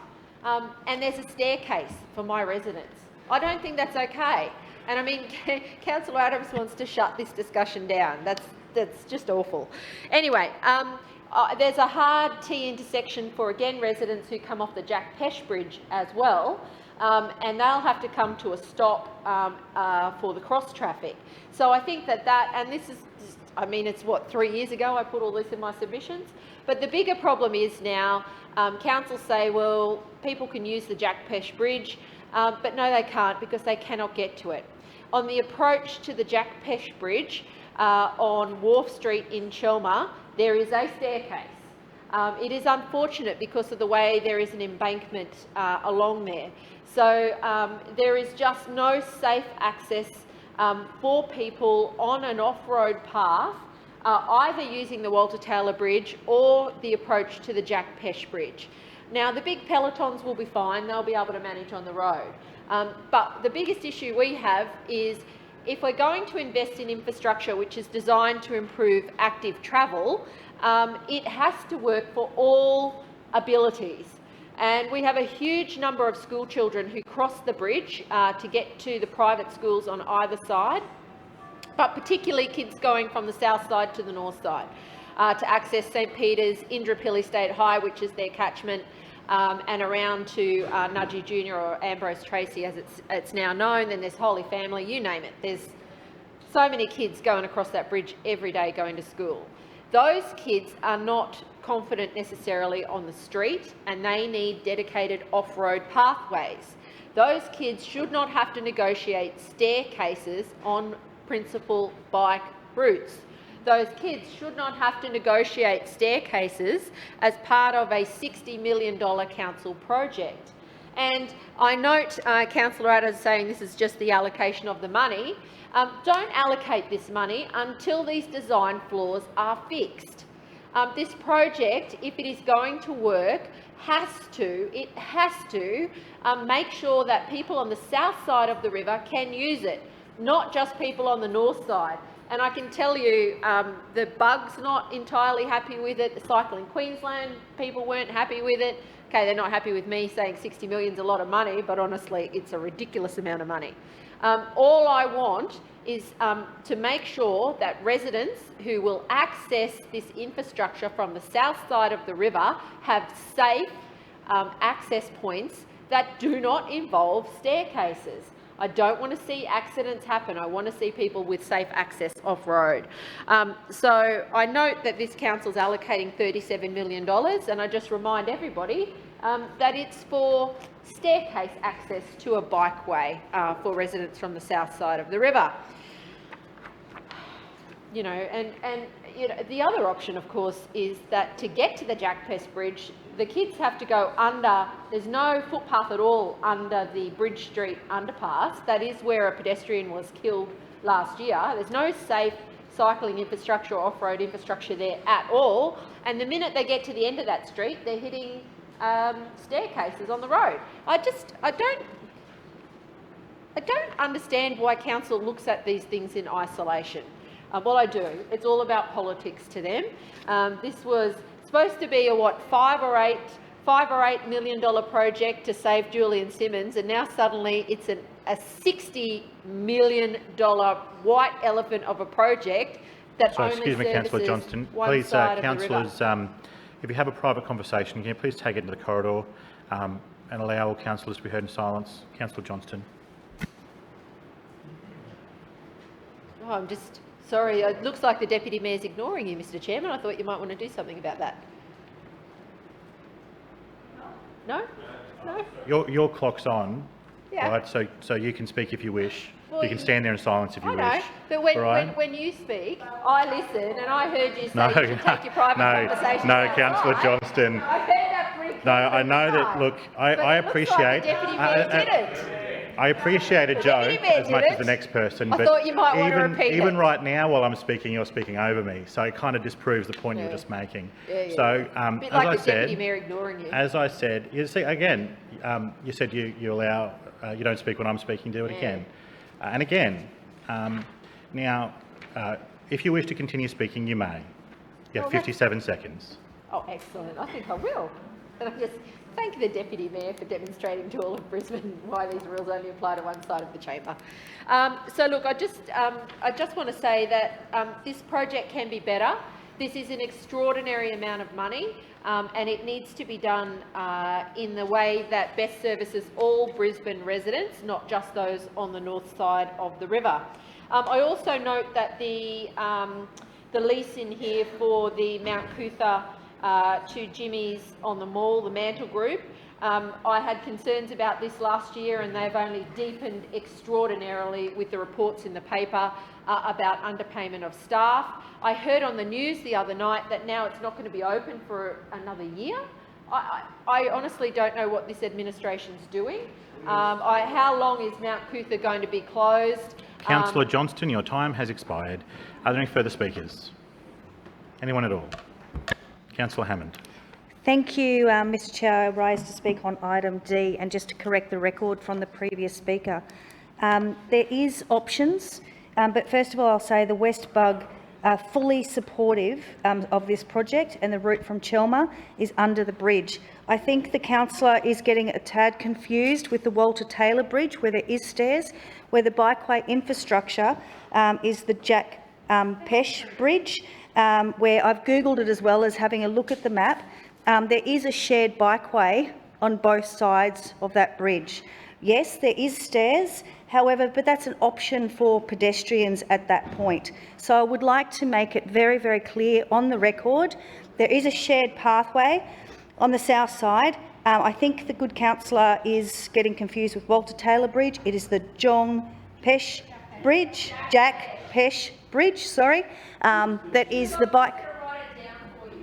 Councillor Johnston, that was completely inappropriate. Just because you've made an error and are uncomfortable having it pointed out does not mean you get to shout out across the room, all right? Please allow the speaker to be heard in silence. So again, there is a shared pathway where cyclists can use, and again, the West Bug Group are fully supportive of this project, and the route from Chelmer, is under the bridge. Thank you. Further speakers? Councillor McLaughlin. Thank you, Mr Chair. I rise briefly to speak on items A, B and D before us. The lease of the premises for A and B, the matters before us for the lease of premises for the Doughboy and Maruka ward offices. I'm not too sure how that segued into a discussion about the Tennyson ward office, but anyway, I guess anything's possible. As soon as you mention the word ward office, you can say anything you like about any ward office in the city. But be that as it may, I'll stick to what these items are actually about, which was the renewal of leases at 2 ward offices, the Doughboy ward office and the Maruka ward office. I don't believe there's anything controversial about these. These are offices that have been occupied for these purposes for quite some time, respectively the Doughboy ward and the Maruka ward offices. I think the local councillors are all both supportive of continuing their location, which I'm sure they've become in both instances well entrenched in those locations. They are subject to discussions with the owners, the landlords respectively, about the market rates, and that will be negotiated, but these are the recommendations that have come to the council from the officers, and council will pay the appropriate rental to the owners of the properties, and these premises will continue as the ward offices for the Doughboy ward and the Maruka ward for the foreseeable future. Mr Chair, just in relation to one of the items in contracts and tendering at item D, I'd briefly talk about one item there, and that is the submission concerning the lease and operation of the Summit Restaurant and Cootha Cafe at Mount Cootha. This is a lease like a lot of our leases are on properties that went out to tender, and that was open. The tender for these leases opened in May last year, closed in June, 5th of June last year. Council officers received 7 responses for the tender, undertook an assessment through a two-stage evaluation. 2 tenderers were shortlisted for further assessment before a recommendation was based on the offer from the proponent, and that recommendation was taken here to council in November last year.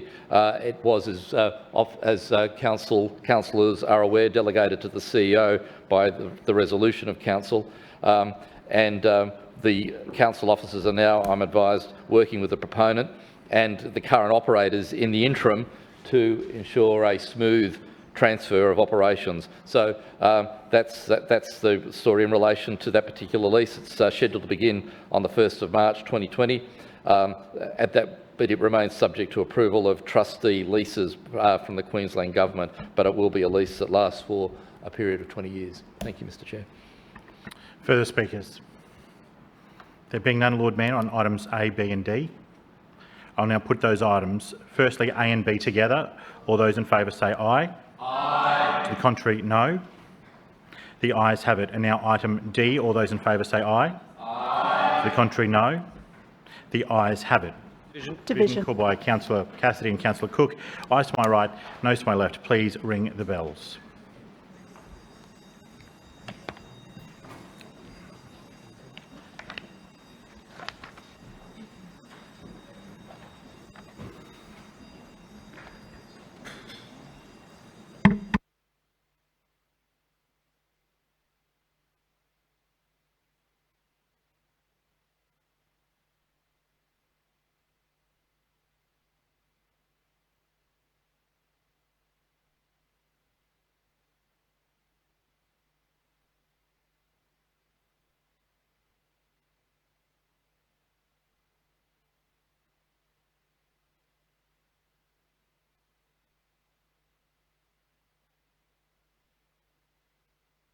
Attendants, please close the bars.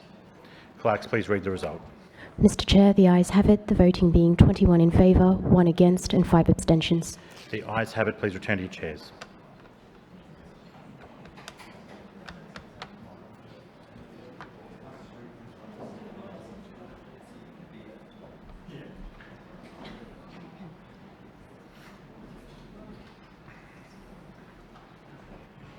Now, item C, Lord Mayor. Point of order, Mr Chair. I declare a conflict of interest in clause C. I am a member of the Liberal National Party of Queensland.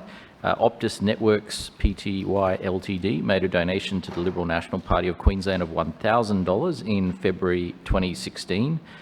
Further, I attended the Royal Flying Doctor Service Wings for Life charity ball on the 27th of July 2019 as a guest of Telstra. Point of order, Mr Deputy Chair. Mayor. Mr Chair, I declare a conflict of interest in clause C. I'm a member of the Liberal National Party of Queensland. Optus Networks Pty Ltd made a donation to the Liberal National Party of Queensland of $1,000 in February 2016. I also accepted 2 tickets offered by Telstra for the State of Origin match played at Suncorp Stadium on Wednesday the 5th of June 2019. Councillor Richards. Point of order, Mr Chair. I declare a conflict of interest in clause C. I am a member of the Liberal National Party of Queensland. Optus Networks Pty Ltd made a donation to the Liberal National Party of Queensland of $1,000 in February 2016. Point of order, Mr Councillor Chair. Marks. I declare a conflict of interest in clause C. I'm a member of the Liberal National Party of Queensland. Optus Networks Pty Limited made a donation to the Liberal National Party of Queensland of $1,000 in February 2016. Councillor Mackay. Point of order, Chair. I declare a conflict of interest in clause C. I'm a member of the Liberal National Party of Queensland. Optus Networks Proprietary Limited made a donation to the Liberal National Party of Queensland of $1,000 in February 20.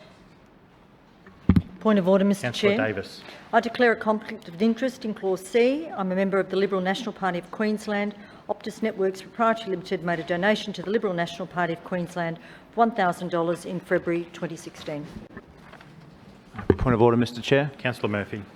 I declare a conflict of interest in clause C. I'm a member of the Liberal National Party of Queensland. Optus Networks Proprietary Limited made a donation to the Liberal National Party of Queensland of $1,000 in February 2016. Point of order, Mr Chair. Councillor Atwood. I declare a conflict of interest in clause C. I am a member of the Liberal National Party of Queensland, and the Optus Network Pty Ltd made a donation to the Liberal National Party of Queensland of $1,000 in February 2016. Point of order, Mr Chair. Councillor Huang. I declare a conflict of interest in clause C. I'm a member of the Liberal National Party of Queensland. Optus Networks Proprietary Limited made a donation to the Liberal National Party of Queensland of $1,000 in February 2016. Point of order, Mr Chair. Councillor Landers. I declare a conflict of interest in Clause C. I am a member of the Liberal National Party of Queensland. Optus Networks Proprietary Limited made a donation to the Liberal National Party of Queensland of $1,000 in February 2016. Point of order, Mr Chair. Councillor Cunningham. I declare a conflict of interest in Clause C. I am a member of the Liberal National Party of Queensland. Optus Networks Proprietary Limited made a donation to the Liberal National Party of Queensland of $1,000 in February 2016. Point of order, Mr Chair. Councillor Matic. I declare a conflict of interest in Clause C. I am a member of the Liberal National Party of Queensland. Optus Networks Proprietary Limited made a donation to the Liberal National Party of Queensland of $1,000 in February 2016. Point of order, Mr Chair. Councillor Hammond. I declare a conflict of interest in Clause C. I'm a member of the Liberal National Party of Queensland. Optus Network Pty Ltd made a donation to the Liberal National Party of Queensland of $1,000 in February 2016. Point of order, Mr Chair. Councillor Burke. I declare a conflict of interest in Clause C. I'm a member of the Liberal National Party of Queensland. Optus Networks Pty Ltd made a donation to the Liberal National Party of Queensland of $1,000 in February 2016. Point of order, Mr Chair. Councillor Howard. I declare a conflict of interest in Clause C. I'm a member of the Liberal National Party of Queensland. Optus Networks Proprietary Limited made a donation to the Liberal National Party of Queensland of $1,000 in February 2016. Point of order, Mr Chair. Councillor Allen. I declare a conflict of interest in Clause C. I am a member of the Liberal National Party of Queensland. Optus Networks Pty Limited made a donation to the Liberal National Party of Queensland of $1,000 in February 2016. Point of order, Mr Chair. Councillor McLaughlin. I declare a conflict of interest in Clause C. I'm a member of the Liberal National Party of Queensland. Optus Networks Proprietary Limited made a donation to the Liberal National Party of Queensland of $1,000 in February 2016. Point of order, Mr Chair. Councillor Toomey. I declare a conflict of interest in Clause C. I'm a member of the Liberal National Party of Queensland. Optus Networks Proprietary Limited made a donation to the Liberal Party of Queensland of $1,000 in February 2016. I also declare a conflict of interest in Clause C. I'm a member of the Liberal National Party of Queensland. Optus Networks Proprietary Limited made a donation to the Liberal National Party of Queensland of $1,000 in February 2016. Are there any conflicts of interest that need to be declared in relation to this matter? Councillor Cassidy. Point of order. Point of order, Councillor Johnston. Yes, Mr Chairman, I just seek your advice on this matter. I note that Councillor Richards said that she was still a member of the LNP. There are media reports available in local media publications indicating that Councillor Richards is running as an independent in her ward. I don't know if they are correct or not. It's a February report of the local bulletin, and I would just like to clarify whether or not if that's correct. Okay, thank you, Councillor Johnston. And just confirm. No, thank you, Councillor Johnston. I accept Councillor Richards' declaration as it is. Councillor Cassidy. Point of order. Point of order to you. Thank you, Chair. I declare a conflict of interest in the NC Clause C. I'm a member of the Queensland branch of the Australian Labor Party. Telstra Corporation Limited donated $5,500 on the 16th of the 9th, 2019, $1,760 on the 6th of the 6th, 2018, and $1,760 on the 17th of the 5th, 2017 to the Queensland branch of the Australian Labor Party. I've also personally received gifts from Telstra, including various tickets, most of which have been passed directly on to community groups. All have been declared on my register of interests, except for one ticket to the Telstra box for State of Origin Game 1, 2019, which has also been declared, but I kept for myself. Point of order, Mr Chair. Councillor Cook. I declare a conflict of interest in Clause C. I'm a member of the Queensland branch of the Australian Labor Party. Telstra Corporation Limited made a donation to the Australian Labor Party on the 16th of the 9th, 2019 for $5,500 and of $1,760 on the 6th of the 6th, 2018 and $1,760 on the 17th of the 5th, 2017. Point of order, Mr Chair. Councillor Griffiths. Thank you. I declare an interest in Clause C, member of the Queensland branch of the ALP.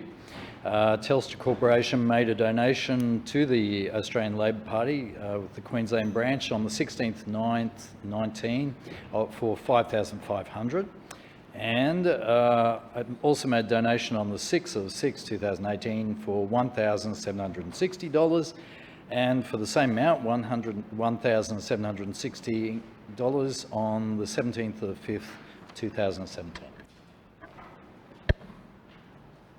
Thank you, Mr Chair. I declare a conflict of interest in Clause C. I'm a member of the Queensland branch of the Australian Labor Party. Telstra Corporation Limited made a donation to the Australian Labor Party State of Queensland on 16th of September 2019 for $5,500. And they made a donation on the 6th of June 2018 for $1,760. And a further donation for $1,760 on the 17th of May 2017.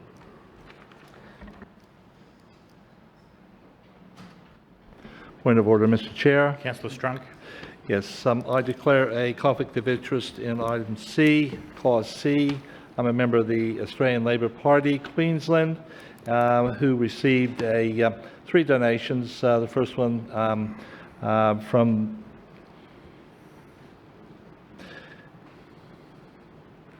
sorry, I didn't have quite the name of the company here that had Telstra instead.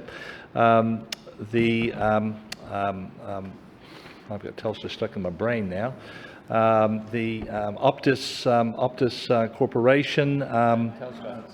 Is it Telstra? I thought it was Optus. Sorry.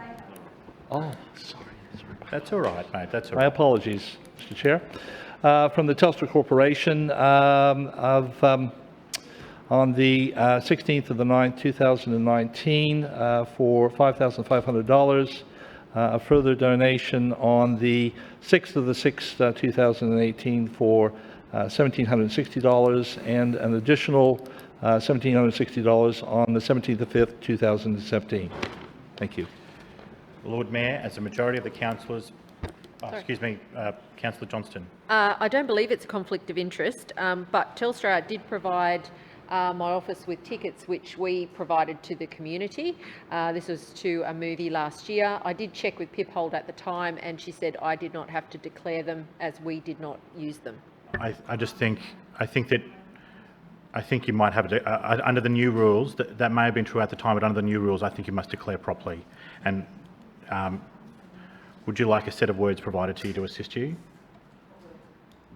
You actually have to declare it. You can't say, I don't think I do. I believe that now that you've said that you do, and so you have to declare the conflict, please. It's pretty painless, Councillor Johnston, I assure you. Absolutely. Point of order, Mr Chair. Point of order. Could I just help clarification? I didn't attend the tickets of the State of Origin either, but I was absolutely informed I must declare that I accepted a gift.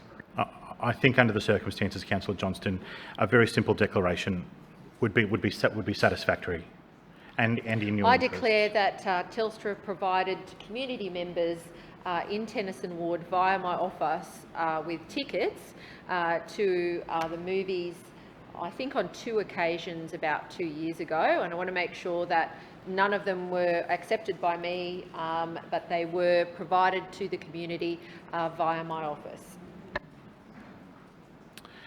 And if that's a conflict of interest, I'm putting it on the record. Lord Mayor, as a majority of the councillors present have declared a conflict of interest in the matter, may I please have a motion about the delegation of this matter to a relevant delegate in accordance with section 238 of the City of Brisbane Act 2010.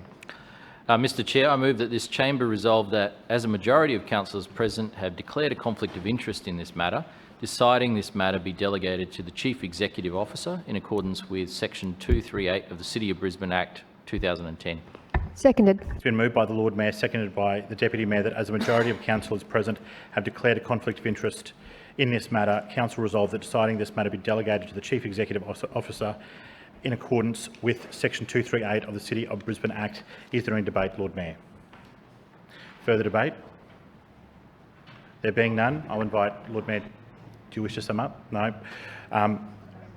Debate is concluded. As there is no further debate, all those in favour say aye. Aye. To the contrary, no.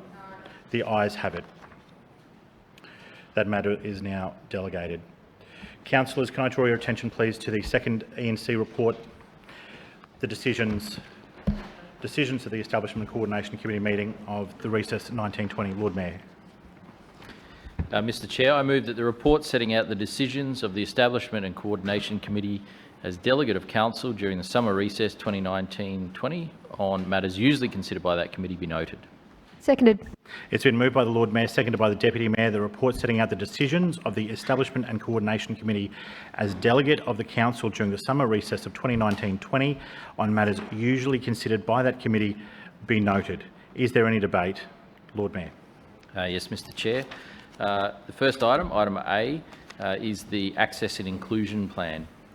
Now, councillors will recall, or some councillors will recall, that the Access and Inclusion Plan is something that this side of the chamber initiated to start off with, and is something that we are very proud of, and something that we're now updating after a significant amount of progress has been made.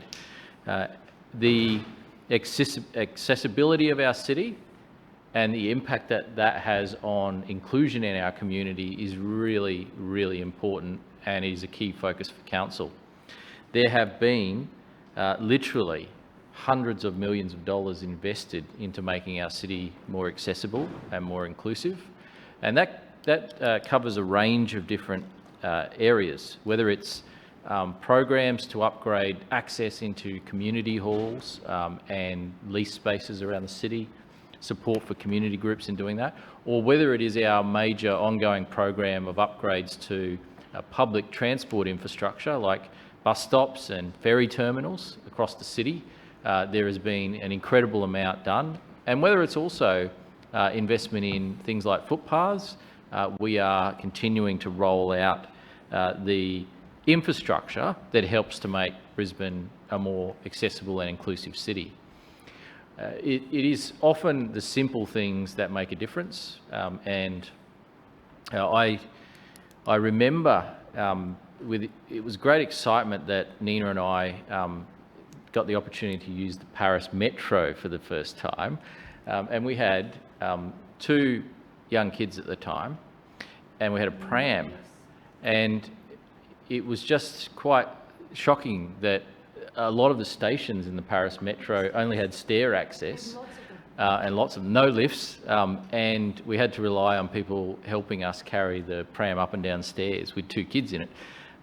And, you know, that's just one small example of how the accessibility of infrastructure makes a big difference. And there are people who find themselves excluded from certain bits of infrastructure because of the lack of accessibility, and that's exactly why we are embarking on these programs to upgrade the infrastructure. And so whether it's people in a wheelchair, people with mobility scooters or devices, people or just parents with young children, there's a whole range of reasons why an accessible Brisbane is a good thing, and it contributes towards our inclusivity. And that comes down to things like the community halls I mentioned as well. And we know that our community halls get very well used, but we also know that many of those buildings were built in a day where there wasn't the DDA requirements, the disability access requirements that we have today. And so working with communities to upgrade those facilities has been a big part of it. Then it also comes down to simple things like our playgrounds and making sure that equipment, there's a range of equipment provided, and there's equipment that is accessible for all abilities. And it has been great to see the newer parks and the newer park upgrades having devices and swings that are specially designed for children of all abilities. And so that, there is, and the look of joy on the kids' face in being able to get into a swing that they might not otherwise be able to use because they're strapped down, and there's ways of keeping them safe. It is that look of joy that is priceless. And so we're rolling out playground upgrades, we're rolling out improvements to our infrastructure, and we're also making sure that we support and deliver the Disability Action at Work program as well. There have been, I mentioned there were hundreds of millions of dollars. Since 2012, there has been $230 million spent under the banner of the previous plan and the senior strategy as well. And that includes all of those things that I mentioned. So we've achieved a lot, but this is all about making sure that we update the plan, reflecting what has been done, but making sure that we identify priorities going forward. The new plan proposes 101 initiatives, and that's not just a figure of speech. There are literally 101 initiatives for implementation over the next 10 years. And the initiatives in the new plan aim to increase opportunities for residents and visitors to travel, work, live and enjoy and connect with all the city has to offer. The new plan reflects Council's 6 potential roles as provider, funder, regulator, partner, facilitator and advocate, and has a focus on all of those different roles. Community consultation on this plan was held between November 2018 and February 2019. The feedback that was garnered on that plan involved more than 1,200 people, organisations, government bodies and businesses, and that feedback has informed this final document that we're seeing today. I particularly want to thank all of the individuals, organisations and businesses that have contributed to that feedback. You have really helped us make sure we identify a plan that will make a real difference going forward, and that feedback has been critical in putting together this document. Further speakers? Councillor Richards. Mr Chair, I move that Council now adjourn for afternoon tea for 15 minutes, which commences only when all councillors have vacated the chamber and the doors have been locked. Seconded. It's been moved by Councillor Richards, seconded by Councillor Marx, that this council adjourn for a period of 15 minutes for the purpose of afternoon tea. All those beginning when all councillors have vacated the chamber and the doors have been locked. All those in favour say aye. Aye. The contrary, no. The ayes have it.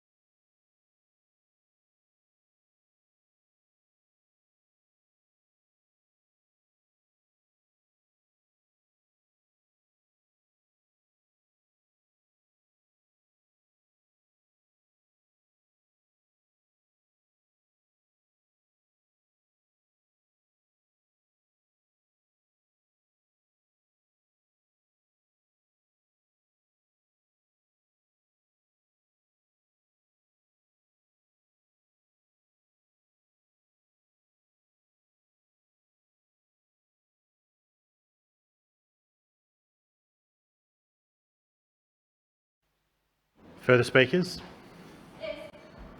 No, it's not 2 minutes at this point. It's till we have quorum. We had quorum. Look, you're very lucky. I'm a generous spirit, Councillor Johnston. Please. Well, thank you, Mr Chairman. I topic. appreciate that. I rise to speak on item A and item B if I have time. Just brief, actually, probably just very briefly. Just with respect to the Inclusive Brisbane Plan, the plan that I've got here, I noted it is a summary, I appreciate that, but we didn't get sent a copy of the full document to my knowledge, because I didn't have it in the, oh maybe we did, attachment A. Oh God, someone just hasn't printed it. Anyway, I'll just say, it's a long time ago since this council did undertake major investment in new playground facilities, and it's really important that we continue to do so. It's nearly a decade ago that the administration announced there'd be one all abilities playground in each ward. So I think it's about 8 years ago that happened in Tennyson Ward. And I think this is the way this administration is going, in that they're resting on their laurels, and I don't think that's good for our city. So I just want to say that I think this council could and should do more. I don't believe council is doing enough when it comes to all abilities access, particularly when it comes to footpaths and shared pathways in our wards. There are massive waiting lists of 5 years or more for footpaths. Some parts of the city don't have any decent footpaths at all. Many of the footpaths we have are extremely old and are only a metre wide. They don't even meet the new standards that council builds, and this does present accessibility issues for residents in Brisbane. I have a large community of blind residents who live at Fairfield, and they experience significant problems every day in getting around the ward. We regularly ask council for improvements and upgrades, which are not forthcoming. It is disappointing, I think, that we're not seeing the necessary level of infrastructure investment into areas where it is needed, and that includes around access to rail stations. I'm still fighting for access to rail stations that the state has upgraded, in some cases is upgrading or is not upgrading, and our council is doing nothing to work cooperatively with the state government when universal access to rail stations are happening. Council's not doing its bit to ensure that there are safe crossings to get to those stations. So, you know, from my point of view, I think there is a bit of a problem with the way in which council is going about the investment in infrastructure. The other thing I note in here again, which is they're resting on their laurels, council's built 7 accessible aqua play facilities. I think there's 30 pools in Brisbane. Is there 30 pools? There's a lot of pools in Brisbane, so we don't even have every pool in Brisbane with an accessible aqua play facility. And I mean, why is that not a #1 priority? Why is that not something that this administration will work towards? So I think there is a problem with the way in which this is happening. I know, for example, a lot of the community groups in my area are being told to undertake improvements, and I note that this council has improved accessibility at 21 community halls. So this council forced the blind cricketers at Yeronga to give up their kitchen to put in a disability toilet. Now, they're already a disability group. They're able-bodied, they can't see. So they lost their kitchen. Then there was a mess to clean up that. We managed to get them a little bit of a grant because they didn't even tell the group they were doing it. They just said, they rocked up and said, we're starting work. So there was no consultation. So I don't understand why this council To me, it doesn't quite have this strategy right. There are problems in the way it is being delivered, and in my view, the investment is not going into the areas that it needs to. So I think council can do more is the message that I particularly want to raise. And that includes not just accessible as in physical accessibility, but it is making sure that we have an inclusion plan that respects people from all genders, faiths, sexuality, orientation, and certainly council has fallen down on that issue. Yes, and I'm going to make some comments about that. Our libraries are places where people in our community can come to enjoy a safe and welcoming public space. They should not be places where people feel fear, feel afraid, or are restricted because this administration does not like what they think or say. Last year we saw the situation where council decided to exclude people who had strong environmental views, and council did not like their views and therefore banned them from using council libraries. Now, the hypocrisy of this Lord Mayor, who's not here, and the Deputy Mayor's not here, the hypocrisy of this Lord Mayor is he says, I'm not a censor. Yet that's what he came in last year and that's what he did. He didn't like the strong environmental viewpoint being put by a number of people, and he banned those people from the library. And I am extremely concerned that where we see quite awful abuse of council-sponsored, I guess is the right word, or employed people delivering library services who are then abused and humiliated. And based on what I've heard from Rainbow families, that there were extremely distressed and upset children. So I am very concerned that council's not doing enough to respect the needs of all people in its inclusion strategy. And I say that because today we've seen this Lord Mayor completely just ignore the motion put forward by Councillor Cook and the very genuine issues that she raised on behalf of the LGBTIQ community who were present in the gallery today. These kind of plans really don't mean anything if you are not going to demonstrate leadership through your organisation, through your political leadership, to ensure that all people in our community are included and respected. And that did not happen at the event. That did not happen today with respect to this nasty petition that remains online. So I just say thank you, Councillor Cook, for raising the issue earlier today. I've had several residents contact me to express their concern about the language in these petitions, and having read them, I mean, I find them abhorrent. I just don't think it's appropriate. And I would have thought that if we're really serious about access and inclusion and debating this policy and adopting a policy and making Brisbane great, as the Lord Mayor is sadly using a line here, he says here that helping ensure everyone feels they belong, regardless of age, ability or background. Well, he's fallen on the first test of that.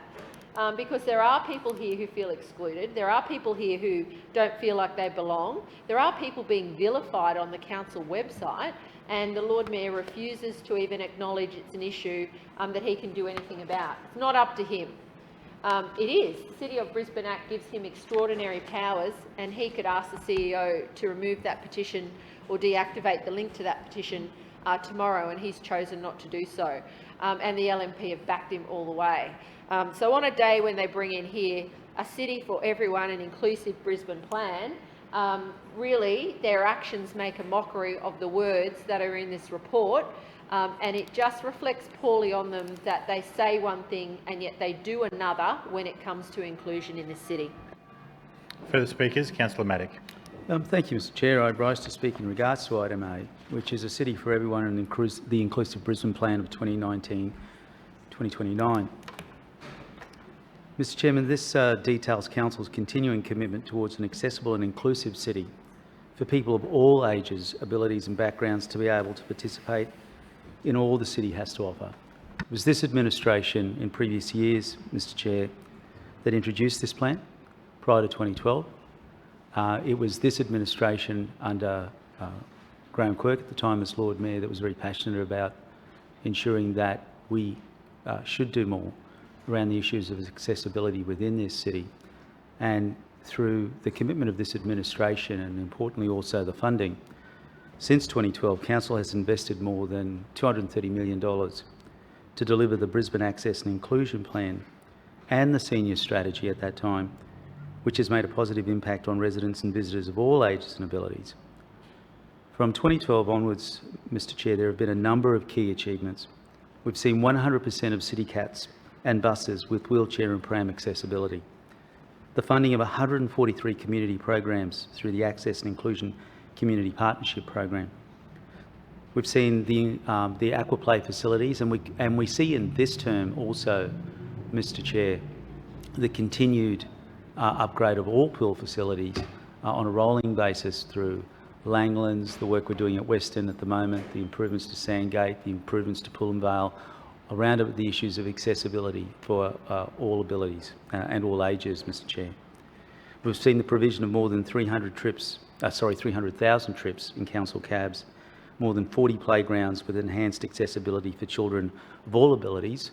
Actually, Mr Chair, all councillors through last term and this would know that there was significant work done so that every ward had a play facility that was unique to a particular age group and ability, so that there wasn't just simply one playground that met all those needs, because that's of course a very challenging prospect, but it was something that we had across the city so that people could experience different playgrounds for children with different needs, and importantly also, Mr Chair, not make them specific, but make them inclusive for all children with disabilities or not, to be able to use those playgrounds, so that children weren't treated differently or separately, but treated inclusively together.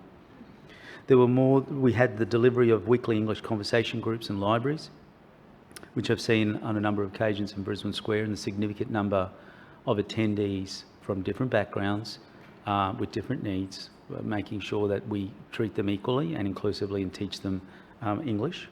We're funding more than 250 multicultural events. We've improved accessibility at 21 community halls.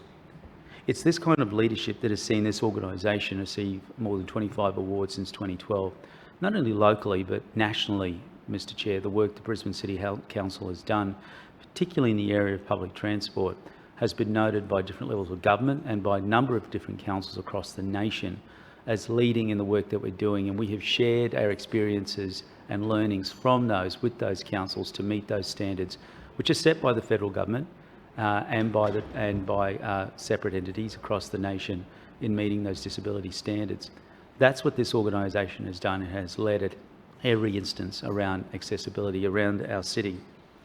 This new plan now takes things to the next level, not only about accessibility, but inclusiveness as well, Mr Chair. This plan builds on those past strategies and responds to the changing needs of the community, including our city's growing population, our ageing community, our diverse abilities, and our increasing cultural diversity. The plan also acknowledges gender and neurodiversity, identifying that our city is strongest when we include everyone in it. Council is committed to creating a lifestyle and leisure opportunities for all residents of all ages, abilities and backgrounds. It's this vision for Brisbane where it is a city where everyone can live, work and relax, and making sure that by doing this we're supporting a livable community, a stronger economy with more local jobs and exciting lifestyle and leisure opportunities. Community consultation in early 2019 garnered feedback on the new plan from more than 1,200 people, organisations, government bodies and businesses. This informed the final new plan, which proposes 101 actions for implementation over the next 10 years. And by continuing to do this, Mr Chair, we're seeing more and more improvements, particularly also in new areas such as universal housing incentives. Federal government and all state governments have finally worked together on a uniform set of standards for universal housing, and through the work that Councillor Burke is doing through his branch, these will make significant improvements for all members of our community around universal housing, so that people can continue to live in their local communities, within their homes, doing the best they can, because that's an important part of ageing within our community, irrespective of health or wellbeing. Some of the actions of this plan also include making it easy to get around our city through mobility maps and travel options, facilitating better access to popular destinations by wheelchairs and prams and other mobility devices, working with employers across the city to grow employment opportunities, making our council events more accessible, providing access for people of all abilities, supporting council employees to engage with all residents through greater understanding of disability, culture and gender diversity, mental health, neurodiversity and dementia awareness, and facilitating a reference group including people who live experiences to work with council on co-designing project requirements. One of the key aspects of this plan also, Mr Chair, is that issue of the inclusiveness which we spoke about. And it has been this organisation that has worked at a number of levels, not only in the last term but in this one, around that issue specifically. So there's been a significant amount of work that has been done together and inclusively with the LGBTI community, its employees and also its representative groups. We do it through the Inclusive Brisbane Board, but we also do it in a number of different ways. In 2018 and 2019, Council was actually awarded the Gold Employer status in the Australian Workplace Equality Index. This is the national benchmark for the LGBTIQ workplace inclusion, and Council is now one of only 12 employers achieving gold status, representing the top 10% of participating employers. Council is now the top-ranking local government in Australia, where that gold status has been provided. In 2017, Council became the first local government in Australia to be listed on Australia's LGBTI inclusive employers website. And importantly, also outside of the workplace, the investment and the partnerships that we've shared with different organisations, Rainbow Families, for example. I recall being at their relaunch when I took up this role in 2018, supporting that organisation in being able to start up all of the work they wanted to do to re-engage their members and activate more opportunities for them. The work that I'd done also, with strong leadership of Councillor Howard in this space as well, and seeking her guidance on a number of these issues in trying to provide more support for Rainbow Families and other organisations. So, for example, there are other communities support that we've included. Funding towards the Brisbane Pride Festival, with council employees proudly marching in the Brisbane Pride Parade. I stand with them proudly last year and this year at the Brisbane Pride Festival with Councillor Howard and a number of our local councillors. Lighting Brisbane City Hall and Victoria Bridge for Ida Hot Day and Pride Month. Flying the rainbow flag from Brisbane City Hall. Lighting the Story Bridge for the Transgender Day of Remembrance. The Rainbow City Glider, which was decorated for Pride in 2015. Supporting the LGBTI organisations by providing community lease facilities and grants. Community lease facilities, Open Doors Youth Service, which is based at Maida Lily Community Centre. The recent community development and capacity building grants. The $10,000 for Open Doors Youth Service, the $10,000 for the Youth Advocacy Centre, the $8,000 for the Queensland AIDS Council Inc. for Rainbow Family, which auspiced Rainbow Families Queensland, for the health and education resources for Rainbow Families Queensland, sponsorships for the Queen's Ball at Brisbane City Hall, the LGBTI library collections and family events, the LGBTIQ representative on the Inclusive Brisbane Board, as I mentioned earlier. The current member is Elise Stevenson. The LGBTIQ history trail delivered by the Brisbane Greeters in partnership with Brisbane Marketing. And of course the event that was held at the library, supported by Brisbane City Council, supported by council officers. Mr Chairman, there's a lot that could be said about that issue, but there was no winners in it from those that participated and suffered because of the rally, but also the unfortunate incident that happened afterwards. Ultimately, this council, this administration is committed to supporting all Brisbane residents, irrespective of beliefs. Councillor Matic, your time has expired. Thank you, Mr Chair. Further speakers, Councillor Cassidy. Thank you, Chair. Just rise to talk on these two items and reflect a bit on what we just heard from from Councillor Maddock and before him Councillor Johnson as well, in terms of the item A, A City for Everyone, the Inclusive Brisbane Plan for 2019-2029. And I accept the things that Councillor Maddock rattled off there in terms of the support that the organisation of council, the bureaucracy and the staff of the Brisbane City Council offer to a lot of these organisations, to the support they give to employees within council. We do recognise that, but we did, earlier today have an example where political leadership, the leadership that people expect of civic leaders in this place to show, was certainly not on display when it comes to being an inclusive city. Not just an inclusive organisation for people who work in it, not just an inclusive organisation for community groups and interest groups who get support through grant funding, but as an organisation, as a representative body of government that should be the closest to the people. They expect us to set a particular standard that is above reproach, that is above bigotry, above hatred, above supporting those things.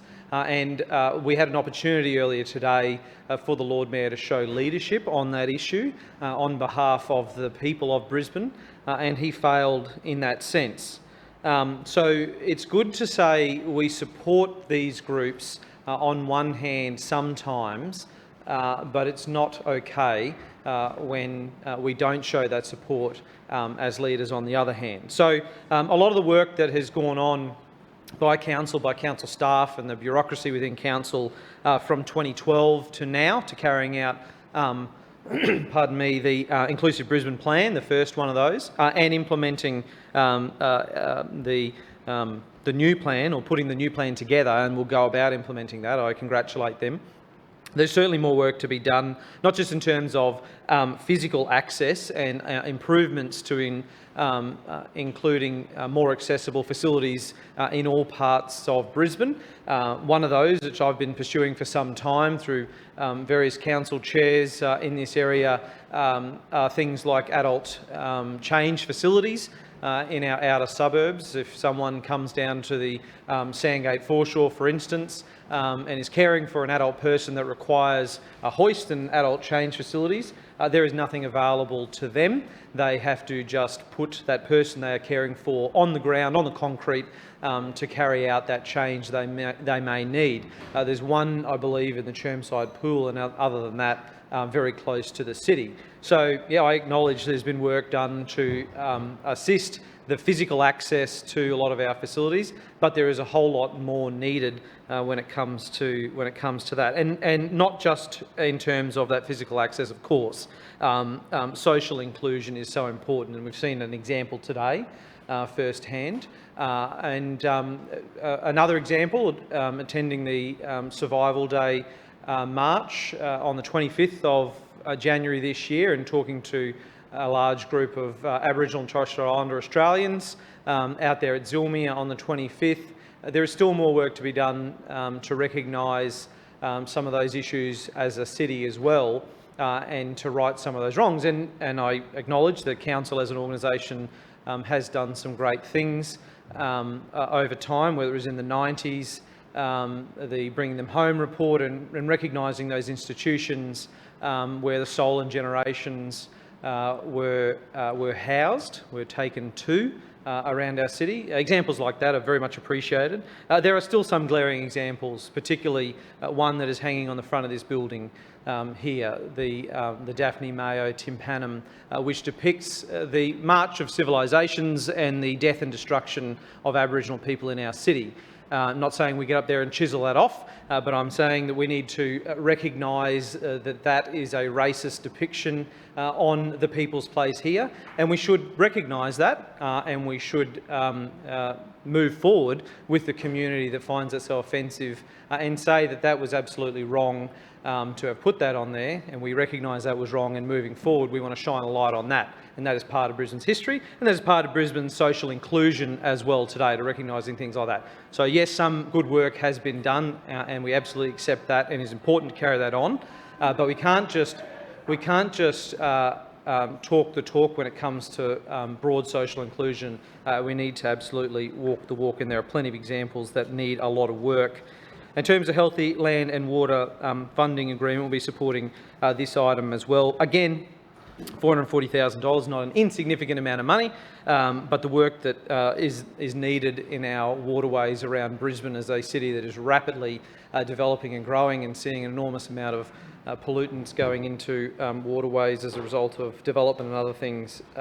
We certainly should be supporting these organisations even more, as well as doing a lot more as a council. Further speakers? Councillor Howard. Thank you, Mr Chair. I rise to enter the debate to talk on item A, the Inclusive Brisbane Plan 2019 to 2029.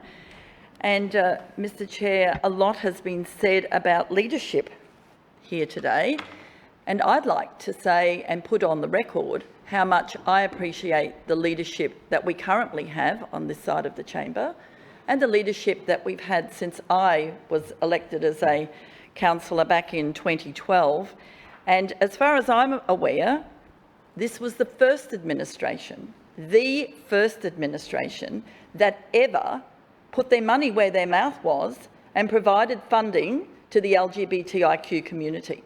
So a lot's been said about talking the talk, and we are talking about...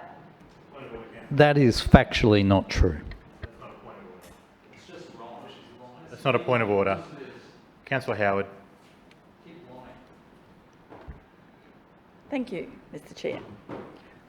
I'll again put on the record that since I have been the councillor since 2012, that this administration has continued to fund many of the things that Councillor Matic mentioned earlier, but particularly the work of the Inclusive Brisbane Board in making sure that there is representation from all sectors of our community on that board to provide... No, Councillor Griffiths. Councillor Griffiths, please. This is a sensitive topic.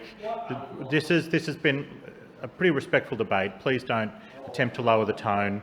Councillor Howard. Thank you, Mr Chair.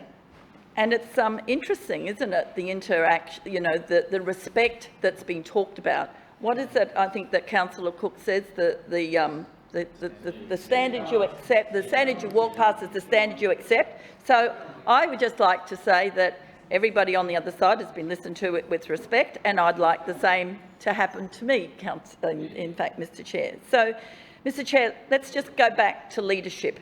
The leadership on this side of the chamber and the work that has been done within the Inclusive Brisbane Plan, not only this new one, but the one that we're replacing, has been instrumental in making a huge difference to this city, not only in the accessibility, but in the inclusivity across our multicultural communities, across all of the people who make up this fantastic city.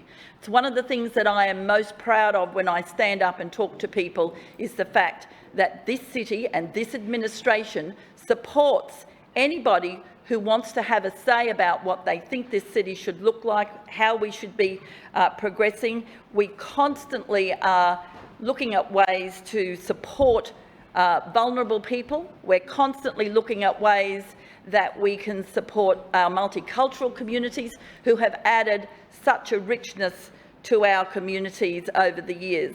And Mr Chair, through you, a city for everyone is really what this plan is about. A city for everyone. We should not even have to stand here and talk about different groups, because it's a city for everyone. But let me just say, since 2018, we've been holding events in libraries for rainbow families. Since 2012, we've been working with the community, with Wendy Bird and the Pride Festival, with the Queen's Ball. The Queen's Ball was brought back to this building by this administration, and it was one of the very first events that was held when this beautiful hall was reopened. And can I say that it has continued to carry... Councillor Johnston, please allow the Speaker to be heard with courtesy. Councillor Howard. So, Mr Chair, our former Lord Mayor, Graham Quirk, was the person who allowed that very first Queen's Ball to be had here when this hall was re-instigated. We had it here, and it has become the home of the Queen's Ball, the longest running ball in the world. So can I just say that the support that is given to the LGBTIQ community is amazing. But that's not what this plan is about. It's a city for everyone.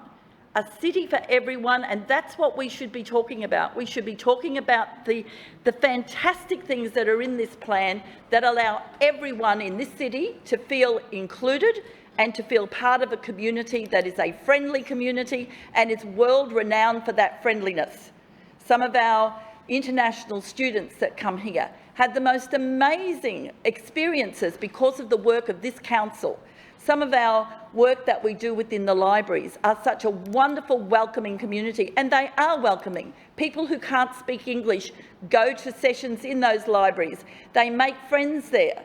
We've got our libraries that are open to midnight now, that is allowing some of our people who really want that inclusivity to be happening around them. So, Mr Chair, through you, I just want to commend everybody who has had a hand in this, in formulating this inclusive Brisbane plan. I want to particularly thank the officers, because I know how much work goes into doing this, and it's an absolute credit to them.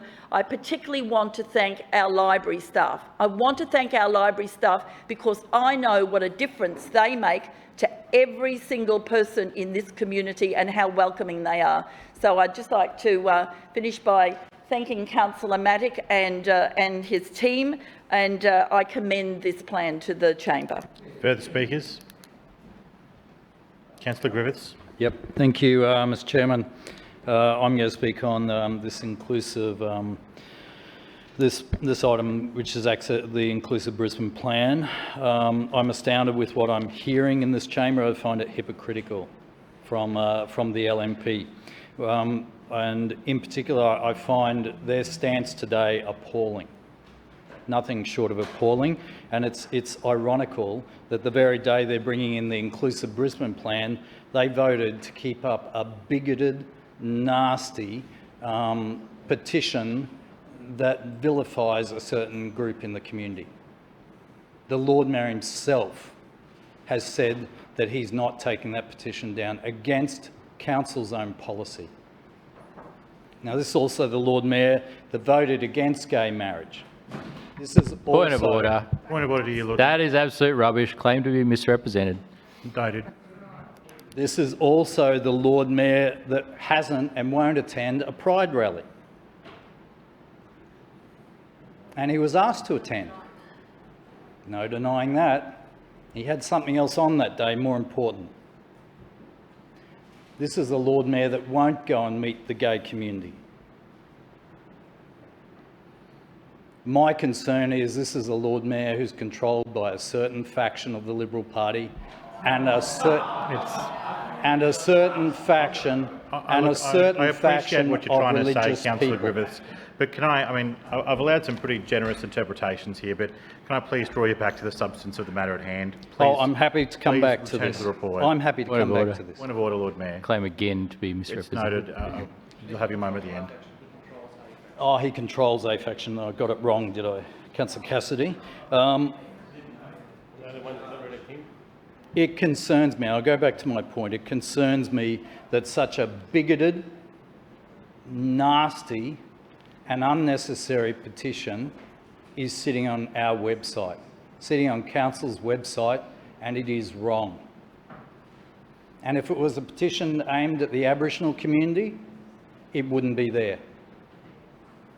If it was a petition aimed at a particular racial community, it wouldn't be there.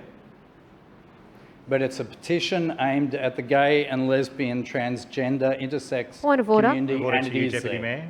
I respect Councillor Griffiths' ideas on this and his views on this, but could he please bring it back to the relationship with the Brisbane's inclusive plan that we are debating today? Yeah, I've asked Councillor Griffiths to come back to the substance. I understand the point you're trying to make. I appreciate what you're saying, and again, we've tried to make this. We're trying to be. I understand that, Mr. Chair, but Councillor Howard was able to make a point, and so was the chairperson, Councillor Matic. I also think you've made a point, So you don't want to hear well. my point, I think or it's you just have made that your you point. don't That's like what what I'm saying? So can I just ask you just to return to the substance of the matter, please? Point of order. Point of order, Councillor Johnston. Will Councillor Griffith take a question? Absolutely. Councillor, could you please advise the chamber what you consider inclusiveness to be and how that relates to the plan before us today, any gaps or omissions in that plan, and how council can demonstrate leadership based on real ideals about inclusivity? Yes. Thank you. Inclusiveness is actually doing what you say you should be doing. We've heard a lot of fine words this afternoon from the LNP and from the Lord Mayor, but we're not seeing that delivered. And we're not seeing that delivered with this petition. And we're not seeing it delivered with the Lord Mayor and the LNP voting down a motion to remove that petition. Fine words, no actions. I was fascinated. I think I got an idea of what the Lord Mayor's spending his $100,000 rort on. He obviously has spent a bit of time in Paris. Most residents in Brisbane wouldn't get to spend time in Paris, but here the Lord Mayor actually, and Councillor Adams, her money as well, her walk-around money was obviously being spent in Paris as well. Point of order, Mr. Chair. Oh, it's a sensitive issue. Point of order, Councillor Howard. I don't believe that Paris is even mentioned in the report. Sorry, the Lord Mayor mentioned it, and so did Councillor Adams. Councillor Griffith. I'm not taking submissions about whether, from individual councillors, about whether a point of order is relevant or not. All right, so please don't argue whether the point of order is relevant. Okay? Thank you, Councillor Howard. I understand the point you're making. There was a mention of accessibility issues in other countries that aren't as generous and inclusive as what we are required to do in our city. That's, I think, the point that Councillor Griffiths was about to make. Councillor Griffiths. My point was, it's obvious how they assess accessibility. It's based on the standards of travelling to Paris. Point of order, Mr. Chairman. Point of order, Councillor Matic. Councillor Griffiths is actually misleading the chamber on that statement. No, thank you, Councillor Matic.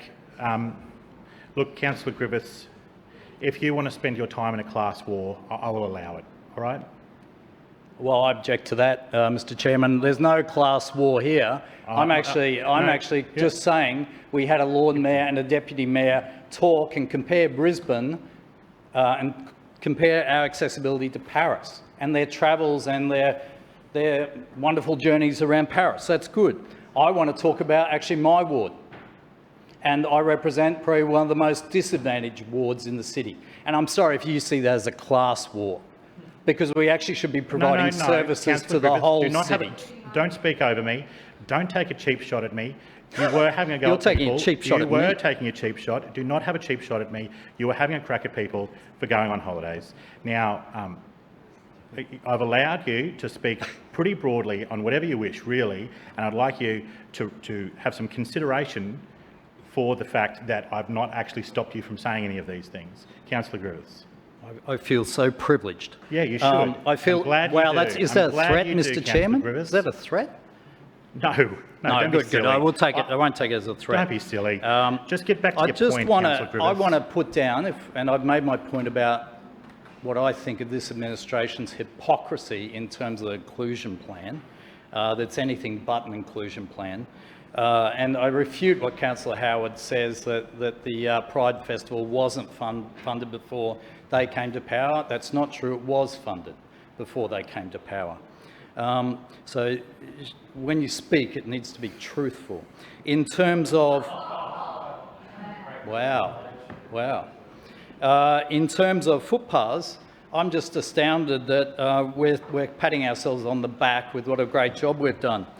There's over 800 footpaths waiting for repair across this city.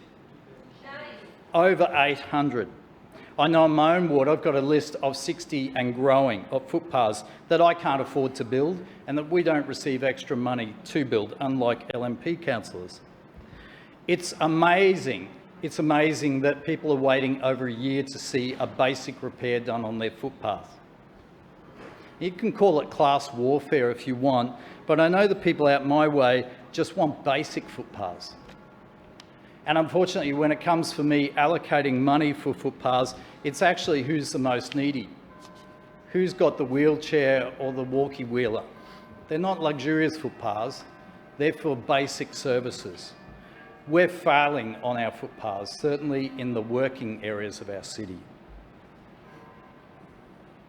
I find it amazing too that the Lord Mayor's congratulating himself on a great job about accessible playgrounds.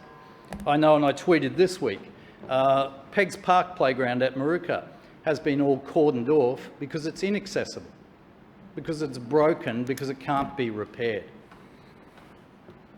That's not what a council should be doing, Lord Mayor. A council should be delivering good footpaths and good playgrounds. I find it amazing also that on Mortimer Road and corner of Mortimer Road and Beaudesert Road, this is once again a working suburb, Acacia Ridge, we actually have the tiles that guides people with braille who are using walking sticks to get across. Those tiles are uplifting. And I heard of a woman, I was approached by some older people who helped a woman get up after she fell on those tiles, a blind woman. This is not good service. This is appalling service. We aren't meeting this plan. We've got lots of good words in this plan. We're patting ourselves on the back, but we aren't delivering for the residents of Brisbane. I think we really fail with what we're doing in terms of accessibility, and we have a long way to go, both with social accessibility and both with physical accessibility in our city. Thank you. Lord Mayor, you have two misrepresentations. I also would remind you that to limit your comments to the misrepresentation at hand and not use this as an opportunity to litigate an earlier argument. Lord Mayor. Look, I would simply point out Councillor Griffiths, who claims to know my views on everything, including gay marriage, has completely gotten it wrong. The second one, there was so much vitriol coming out of his mouth, I can't remember what the second one was. Can you remind me? I think it was saying that. Like, look. Apparently, it was about a faction. That's all. There are no factions in the LNP.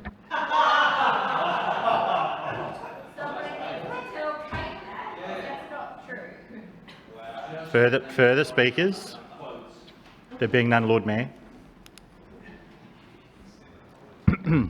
Thank you, Mr. Chair.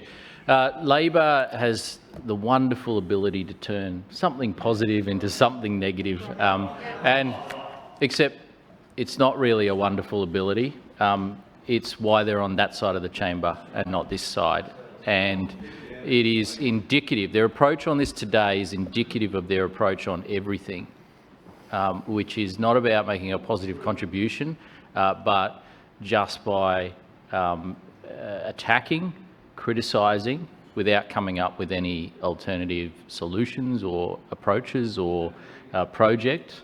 And the extent to which some councillors became personal there was, like, you know, I've been around this chamber a little while, pretty shocking, really pretty shocking. I think the reality is, when it comes to matters of inclusion, now what has happened here is that the Labor Party has found themselves in the unique position where an LNP administration is reaching out across the communities to groups that maybe at other levels of government we may not be as in touch with, maybe. And it really irks the Labor Party that people like Vicky Howard get incredibly strong support from the LGBTIQ community and give that support back to them as well. They can't understand how this can happen with an LNP administration. And so they are trying every dirty trick in the book to undermine this reality. But it is a reality. So their words are cheap. Their words are not productive. They're destructive. But more importantly, their words are not based in reality, because this administration is an inclusive administration. This administration, you know, we are the administration that is getting attacked for supporting drag queen story time in libraries. We're getting attacked for that. And Labor order. has tried to use... Order, Councillor Johnston. Yes, claim to be misrepresented. I didn't There was no mention reference to you Councillor in Johnston. There was no reference to you in that statement. Point of order. Point of order, Councillor Johnston. In accordance with the meeting's local law, I feel the Lord Mayor is misrepresenting part of my speech from earlier today, and I am seeking to make a correction to that.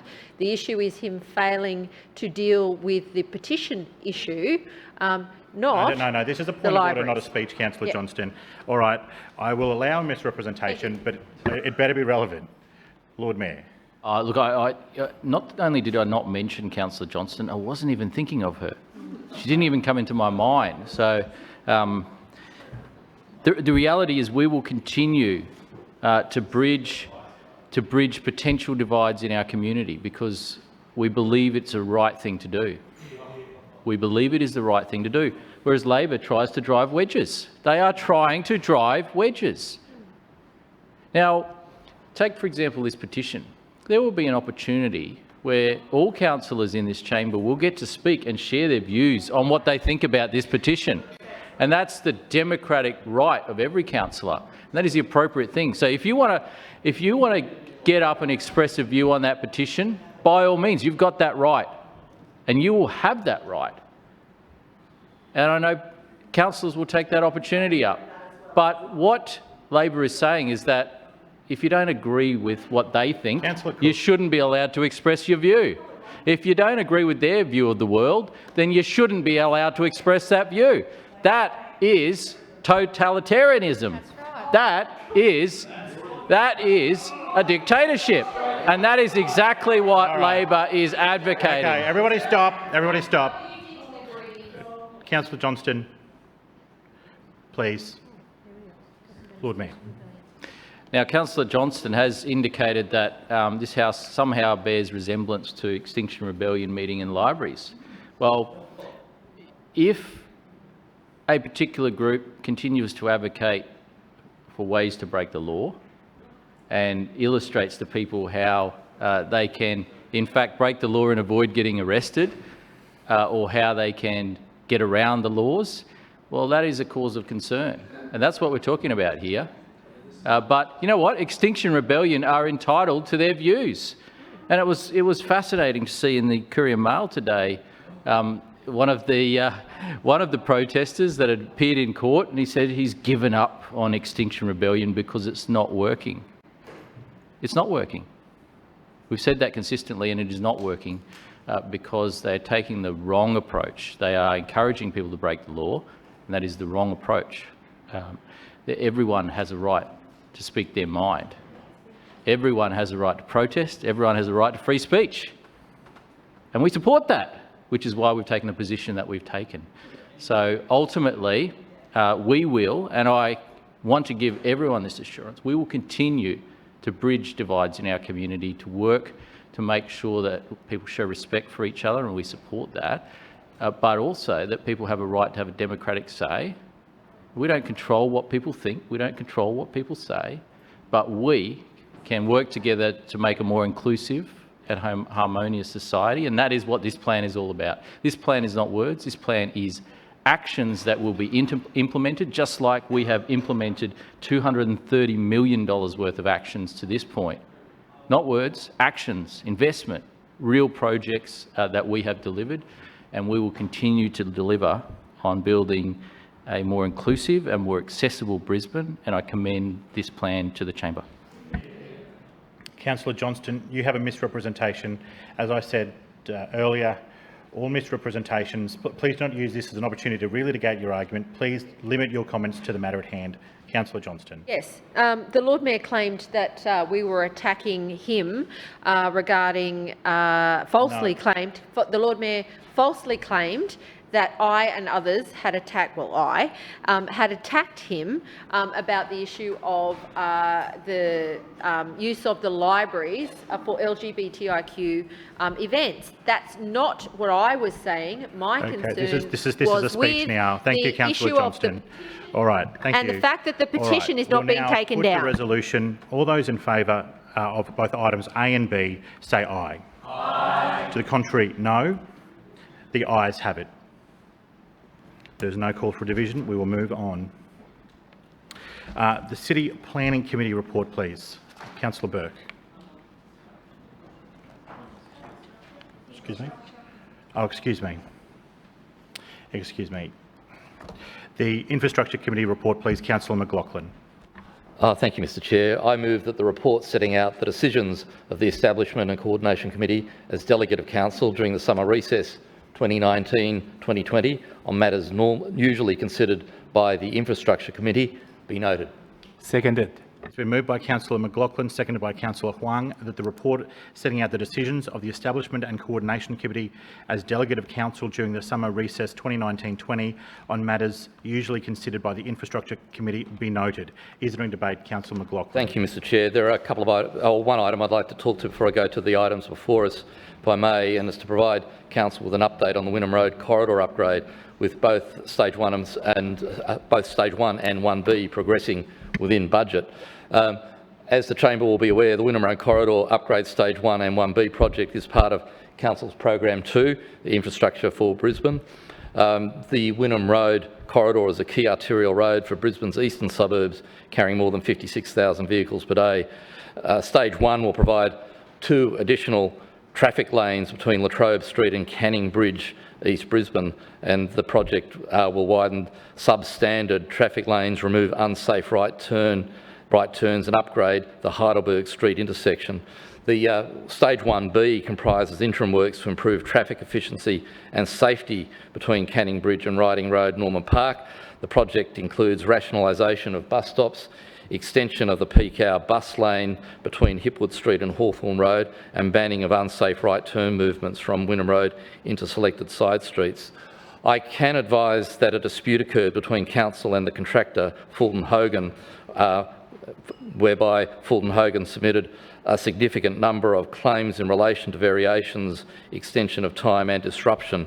That has resulted, Mr Chair, in a settlement between the two parties.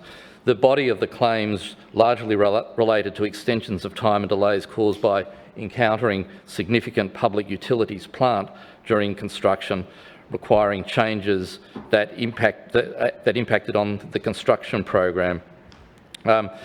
As most councillors would be aware, the Wynnum Road corridor is a major corridor of all those what they call PUP, or public utility plant services, and that has resulted in decades of changes in the locations and uses of those services. Over the years, those changes have resulted in abandoned, dormant or energised lanes that have no documentation with the PUP asset owners. These latent conditions caused significant unforeseen and costly redesigns, additional investigation works and delays to delivery. These issues also caused significant financial costs, which Fulton Hogan claimed against the council. So some examples of these PUP services includes QUU. The existing QUU assets were over 100 years old and they extended throughout Stage 1. The project required the relocation and installation of new and upgraded QUU infrastructure to enable the Wynnum Road project works.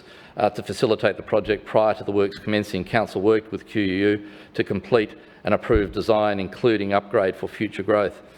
Once civil works were underway, it became evident that there were a number of services clashing with the design alignments, and this necessitated either design changes, scope change, or, if construction had commenced, relocation of existing services, thus incurring claims from Fulton Hogan, including an extension of time. In relation to Energex, the project team worked closely with Energex during design to confirm the works required to underground significant overhead Energex power lines throughout the project. But again, once civil works were underway, Energex required additional scope, such as extra electrical pits, transformers and ducts, which resulted in claims for the cost of the additional works. In addition, Council was exposed to further design change requests and the issue with clashing in-ground services impacting on design alignments.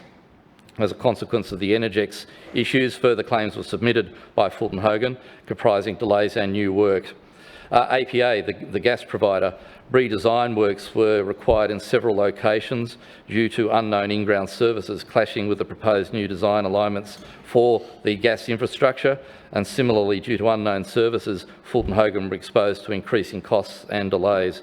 So other services. Generally, throughout the project scope, there were significant clashes with unknown in-ground services, and these weren't identified in dial before you dig searches or potholing investigations, with the proposed alignment of either new or relocated services, resulting in significant variations and costs in addition to the three main PUPs outlined above, the public utility plant. So the settlement Council has reached with Fulton Hogan gives Council certainty and security and prevents Fulton Hogan, the contractor, from making any further claims in the future other than in relation to some matters that have been excluded. The settlement sets out that Fulton Hogan will complete Stage 1 in early 2020, weather permitting, within the allocated project budget. And Council agreed to finalise the QU improvement works located in Stage 1B as part of the settlement terms. Mr Chair, just relating to the matters that were considered by Expenditure and Coordination Committee during the summer recess, there were two petitions that are mentioned there. The first relates to a request from petitioners to increase safety measures in Queen's Road in Hamilton, which is in my ward, by adding and narrowing chicanes, building up the edges of existing traffic calming, resurfacing roads, and installing additional 40-kilometre-an-hour signage. This is already a 40k zone, but over the years a lot of that infrastructure has been misused and abused by vehicles driving over the top of it, and that's essentially what the petitioners asked for, and that work is being investigated and responded to. The other petition related to a request for traffic calming in Tarragindi, in the section of road parallel to 1 Lana Street, Tarragindi. That has also been investigated, and the response to the petition is outlined in the report. Thank you, Mr Chair. Further speakers? There being none, Councillor McLaughlin. I'll now put the resolution for items A and B. All those in favour say aye. Aye. To the contrary, no. The ayes have it. Councillor Burke, the City Planning Committee, please. Thanks very much, Mr Chairman. Mr Chairman, I move the report of the City Plan. I move the report setting out of the decisions of the Establishment and Coordination Committee as delegate of the Council during the summer recess 2019-20 on matters usually considered by the City Planning Committee being noted. Seconded, Mr Chairman. It's been moved by Councillor Burke, seconded by Councillor Toomey, that the report setting out the decisions of the Establishment and Coordination Committee as delegate of Council during the summer recess 2019-20 on matters usually concerned by the City Planning Committee be noted. Is there any debate? Yes. Councillor Burke, also Councillor Cook, can I please invite you to reflect on item E? Yeah, thank you, Mr Chair. I wish to declare a material personal interest in relation to item E, as I own land in close proximity to the subject site that is the subject of the petition, and I'll absent myself from the chamber for the entire city planning. All right. We'll have the record will show that we'll have Mr Pearce invite Councillor Cook back at the conclusion of the debate. Councillor Burke, please proceed. Thanks very much, Mr Chair. Mr Chairman, I tripped over those words because I think this is probably the first time I've ever actually brought petitions through a committee in recess. Normally I do it during the session in Council, so I wasn't used to those words being read out in that format, Mr Chairman, but I thought once in my 8 years as a chair I should try and see what it's like bringing petitions through in recess. Mr Chairman, there's a number of petitions on the committee report 5, in fact, but before I get to those, I just want to take this opportunity to acknowledge an event that happened over the recess period. On Australia Day, the Chief City Planner was awarded a Member of the Order of Australia, so Diane Curry, our Chief City Planner, received acknowledgement for her significant contribution to planning and the urban environment in this country and globally. Di is a fantastic council officer who does amazing work in the city planning section of this council and economic development as well, and this council is very lucky to have someone of that calibre working for us. Her acknowledgement was also for her role as the President of the Planning Institute of Australia, an organisation of which she is also a life member, her work with the United Nations, and her current role as President of the Commonwealth Association of Planners, and on top of that, the fantastic job that she does working with the teams here in Council and the communities through our neighbourhood planning process, through all of our public art, through our village precinct projects, and the whole raft of planning amendments and changes that have been delivered through Brisbane's future blueprint, Mr Chairman. And so I think it's fitting that Di has been acknowledged in this way, and I want to add my congratulations to those that she has received for this acknowledgement. Mr Chairman, a number of petitions that were brought through, so two of them regarding consultation periods for the Sandgate and District's neighbourhood plan strategy, and I'll leave those to debate in the chamber. Another one, Mr Chairman, or another two, one about the active transport corridor through Howard Smith Wharves. This has been subject to much debate both in this place and the media, Mr Chairman, and there have been some changes that have been made by the lessees of that site to address some of the safety concerns that have been raised by residents and by bicycle user groups and also by pedestrians. And then another petition there, Mr Chairman, for Birralong Street, which has been subject to numerous petitions through this place over the last 4 months with regards to the ongoing court decision or court assessment that's being done of that application that Council refused. So I'm happy to leave the petitions to debate in the chamber. Further speakers? Councillor Cassidy. Thanks, Chair. Can I just ask to start that items A, C and E be dealt with for voting together, and then B and D together? Okay, just those A, B and E. A, C and E. Oh, excuse me, A, C and E. And then B and D. And B and D separately yeah. but together. Yep. Yes, please proceed. That is right. Thank you. I'll start with item A, the petition requesting Council grant a 30-day extension for residents to provide feedback on the Sandgate District Neighbourhood Plan draft strategy. And this, I think, and I realise, was always going to play out this way in terms of the consultation process for this neighbourhood plan, Chair.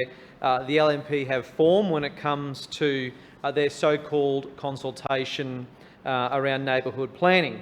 I offered my support for a new Sandgate District neighbourhood plan on the basis that the community would get the opportunity and the real opportunity to have their say about how our community in the outer northern suburbs around Sandgate, Deagon and Shorncliffe would be planned and developed over the long term. But what has been on display throughout this process has barely been lip service, Chair. So this petition was a simple request from residents who were appalled at the lack of information and engagement from Council. So not just the lack of information about what changes were proposed in the draft strategy, but also about the lack of engagement from Council around how we got to that point in proposing those changes. Engagement around the significant proposed changes basically, when the draft strategy was released, was a small slip of paper, a double-sided DL size, about the size of an envelope, UMS'd, unaddressed mail delivered to people within the plan area. Didn't say that there were any changes really proposed. Said if you wanted to find out what those changes were, you should go to Council's website, search Sandgate District Neighbourhood Plan in the search bar, and then go through and find the PDF document, and then the 27-page PDF document, scroll through and then find yourself what proposed changes were going to be made. And when people found out that some of those proposed changes, including rezoning the entire Sandgate business area, the Sandgate village area, to 6-storey unit developments, a lot of people were rightly upset about that, I think. And these are the most significant changes that have been proposed for this community for well over a generation. So the very least that could have been done was actually consulting people properly, telling them what proposed changes there were, and listening to people's feedback. And part of that, listening to people's feedback in the petition request, is to have an extended period for feedback, given how significant these changes are going to be. However, I think going through so many of these processes, sitting on this committee for some time, sadly won't happen under this administration. It's something that will happen under a Condren Labor Administration Chair. We will do more than just pay lip service when it comes to neighbourhood plans. We will properly engage and consult people, and we can give a guarantee to the people of Brisbane that the local councillor won't be briefed about the draft strategy 3 hours after it appears on the Courier Mail website. And when those officers come out and say, we'd like to give you the first word, I say, I read about that 3 hours ago on the Courier Mail website, and they went, whoops, that wasn't supposed to happen. So we can guarantee that we will do more than just pay basic lip service when it comes to providing the outcomes that developers really want in communities. Moving on to item B, objecting to the rezoning of parts of Deagon to low-medium density residential. So this one has had some changes, some rapid changes after it was proposed. I think, what I can surmise was a test of what the Team Schrinner LNP thought they might be able to get away with without telling people throughout this process. As big a change, this was as big a change as was proposed for the Sandgate area in terms of 6 stories. This is rezoning a whole heap of low-density residential homes to units and townhouses. Would have affected hundreds of families. And again, did council alert people to these proposed changes? No. They sent the same small slip of paper out that said there is a draft strategy now. If you'd like to find out about it, go to council's website, do some searching, get a PDF document, download it. There were corflute signs put around Deagon, around traffic signs, which said there is a draft strategy. In the areas that were directly affected by the proposed changes, they said nothing about them. So again, this was just lip service. However, when people found out about it, got quite angry, organised a community meeting, a public meeting, which attracted about 130 people to it, one weeknight down at the Sandgate Community Centre. The Lord Mayor realised this was going to be a pretty hot issue.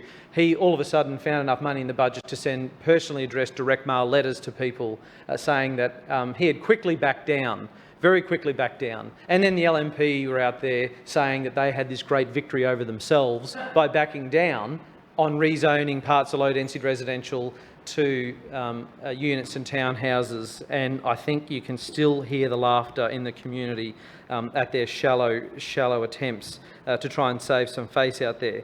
So throughout this entire process, the people who are affected by this, the Sandgate District Neighbourhood Plan, have been left a little more than just disappointed by Team Schrinner, I have to say, Chair. Our positive message around reforming the way in which neighbourhood plans are not only developed but also implemented is really resonating with the community. And on to item C, the petition requesting ensuring that active transport corridor path through the Howard Smith Wharves development be upgraded and made safe. This is an issue that has been going on since the Howard Smith Wharves development was opened. It certainly has some history with council going backwards and forwards with the developers down there, at some stages requiring proper access for not only pedestrians but cyclists as well, having proper shared facilities that are to all of the standards, Austroads standards, to TMR standards and to council's own standards, and insisting the developer provide these, and yet the outcome which people have had since it's been opened has been less than adequate. We have had obviously restricted cycling access, and it's not just because of the shared space not being adequate and enforced to what should have been provided, but also the commercial operators down there consistently and regularly blocking off access to those paths. So the petitioners, requested something that was pretty simple in council actually enforcing what they should be doing in having proper open access in what is a pretty unique and well-used part of Brisbane down there. And we've seen yet again this administration show its true colours when it comes to that kind of infrastructure and access. Instead of taking the side of residents who want to get access, they're taking the side, of course, of the commercial operators. I'm sure something we will see at Victoria Park, no doubt, if their plans come true. Further speakers? Councillor Cumming. Thank you, Mr Chair. Mr Chair, I refer to item E. This is a matter where it's a Morningside Ward application, but Councillor Cook has a conflict because she owns land in that area. Look, I've been out to have a look at this site. It's very much a flood-prone area, very low-lying, and there's a creek that runs through the area which carries large volumes of water after any decent fall of rain. And what this petition calls for is for the council to fight the appeal all the way to the death, as it were, all the way to a trial, and not to compromise, not to sell out the residents late in the piece. That's what they've called for. And the response that says we're part of the court process now effectively says nothing, and doesn't say they're going to stand up, the council's going to stand up for the residents, and it's a response that we don't accept. It's the land here has been used up until now by the local pony club, and quite frankly it's not land that should be used for housing at all, and if the council would buy it and let the pony club use it, lease it out to the pony club, that'd be a good community use for the land. Anyhow, we had a bad example in my ward recently of council selling out, compromising at the last moment with the later house development, a multi-storey retirement village, which people opposed all the way along, and the final result was instead of 103 units, there was 100. So I hope you're talking about this Beeralong subdivision. Yeah. Yes. I just putting a comparison. Trying to create a context. Yes. All right. I appreciate that, but could I just bring you back to that? Yeah. Thank you. Look, it would be a grave mistake, a grave problem if council sold out in this case and gave this developer anything that he's asking for, let alone most of what he's asking for, because, as I said, it's very low-lying, it's this creek running through it, it's land that's been picked up on the cheap, and now he's trying to make a very substantial profit on it. That's what it amounts to, and the council should be fighting it all the way to court. If the judge rules against council, so be it, but the council should be fighting all the way to the death. Further speakers? Councillor Johnston. Yes, just on item C, the petition regarding Howard Smith Wharves and the problematic pathway issues. Yeah, thanks.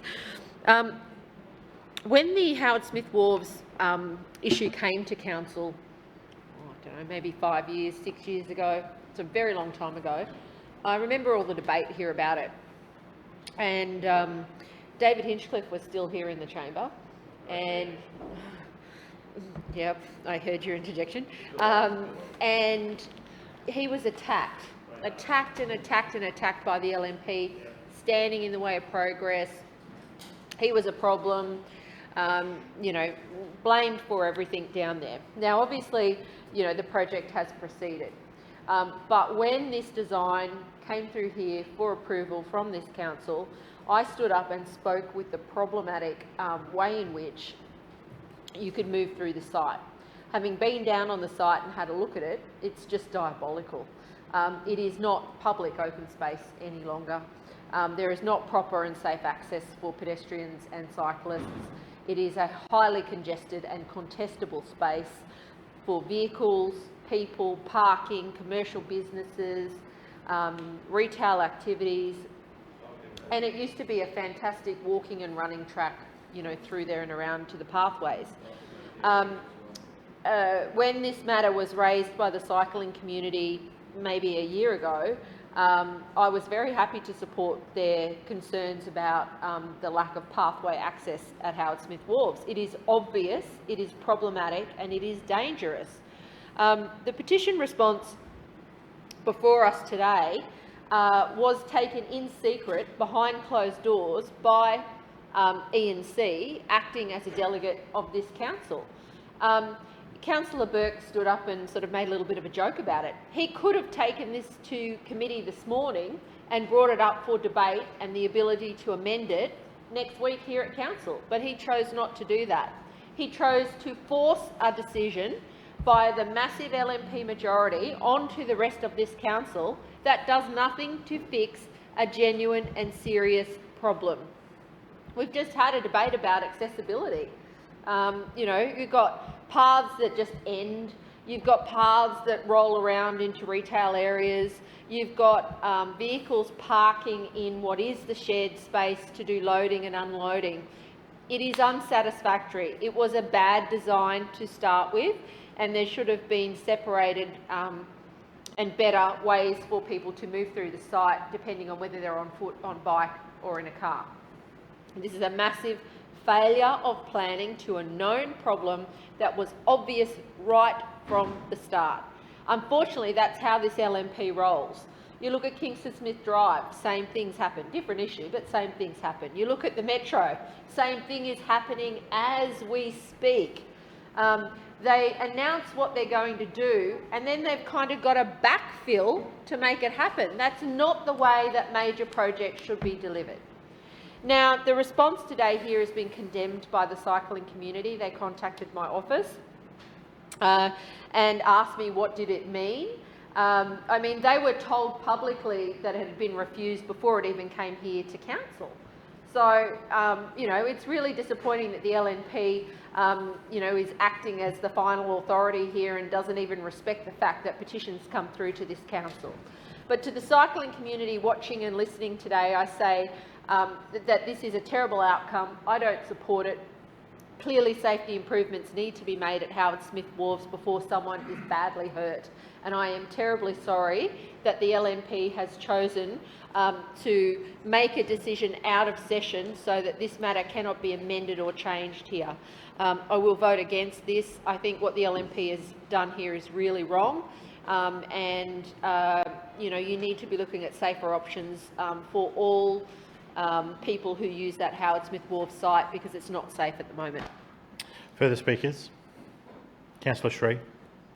Thanks. Just briefly on that same topic of Howard Smith Wharves, I don't want to relitigate points that others have already been made, but I just do want to emphasise that I think there's an important lesson here for the council administration, for council's city planning team, for the development assessment officers in particular, but also for the bikeway planners and transport planners, which is that you can't trust private developers when they say that they've got a solution worked out to a potential issue.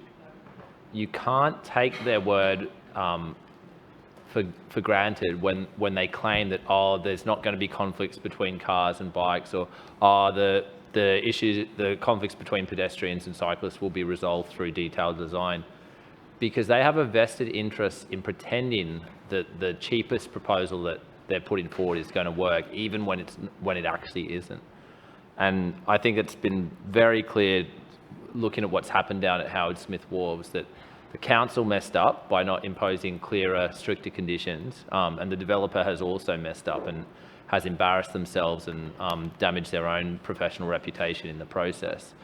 But I think really it's a lesson for this council about the risks of privatising public land and outsourcing and selling off public land to private developers. And I think it's a shame that I'm sure this thing will be fixed eventually, because we're going to have to fix it, because it's such an important active transport corridor. The current situation cannot stand. It can't be allowed to be left as it is. It's a real dog's breakfast down there. And certainly, even as a pedestrian moving through that area, I find it it's not particularly relaxing. It's stressful. You have to be watching over your shoulders and looking left and right, not sure where the cars are going to come from, not sure when the taxis and Ubers are going to turn around and run you over. And I think part of the problem here is that particularly hotel users and short-term accommodation users, but also restaurant land users, often seem to underestimate the number of vehicle trips and the kinds of vehicle accesses that will be necessary. And I've seen a similar phenomenon down at South Bank, where as these precincts develop and get busier, there are more and more loading vehicles, there are more and more delivery vehicles picking stuff up, dropping stuff off, there are more and more patrons arriving by taxis and Ubers. I think it just goes to show that the transport arrangements that council considers acceptable and that perhaps the standards recommend actually aren't sufficient. So hopefully the council and hopefully the deputy mayor understands how serious this issue is. The petition response is obviously quite disappointing, but I think it's pretty obvious to everyone who spends a bit of time down there that some big changes will have to be made. And I think the sooner they're made, the better. Further speakers? There being none, Councillor Burke. Thanks very much, Mr. Chairman. I'll start with petition C. So, there's been a fair bit of contribution from people about the bike path and the shared area at Howard Smith Wharves. I've been down there, as lots of councillors have, to see it firsthand. I'm the first to admit that it is not a perfect solution, in so much that there is a lot of operational issues that are being worked through with the leasee by the leasing section of council, particularly to some of the points that councillors have raised around vehicles loading and unloading and stopping in the wrong place. But that is an operational issue. That's not a failure of the path. That is actually an operational issue, and we're managing those and working through those issues with the leasee. The main thrust of the petition was around the actual surface that was put down. That surface has been replaced. That surface has changed. It is now a smooth asphalt surface which is safer for everyone, for pedestrians, for cyclists, for scooter riders, for mums with prams, for people in wheelchairs, for everyone, Mr. Chairman. That has been fixed. That was the main point of contention for people. Whether or not it is a separated cycle path was decided when the development application was done, when the project was ticked off by this chamber, and it was decided not to be a separated pathway but a shared zone, because it is intended to be a slower environment. It is not a veloway. It is a slower environment, Mr. Chairman, and it is part of the active transport network for all of the users in this city. And so that is why it is in a separated cycle path. That won't change because it is too hard now to meet the standards given some of the heritage constraints and other constraints of the site. But there is a separate pedestrian path across the front of the property, across the front of the facility, and then there is the shared zone outside the hotel, which is similar to the shared zone that operates in the Albert Street section next to Adelaide Street and the Albert Street section next to Elizabeth Street, Mr. Chairman, and operates in other locations across this city as well, where you have interactions between pedestrians and cyclists and other people moving about our city and vehicles, delivery vehicles coming and going. And the best example is the one actually just beside this building at Albert Street, just off Adelaide Street, Mr. Chairman.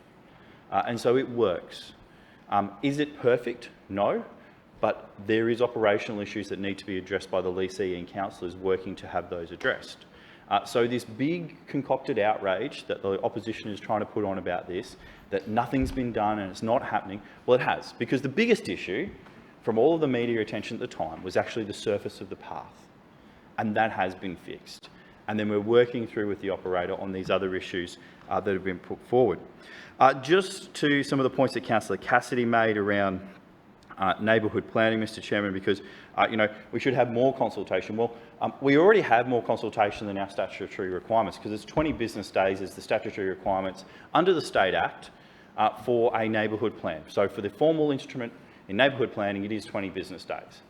This administration, though, because we genuinely engage with residents, and Councillor Cassidy loves to stand up or throw those jibes across the council chamber about how many brochures council's sending out about stuff, well, he just stood up for 5 minutes and laid into us for not sending out enough brochures, Mr. Chairman.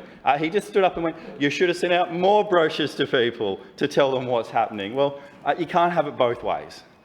So we went out with 8,500 brochures when we announced the neighbourhood plan, asking people to have their say for the draft strategy.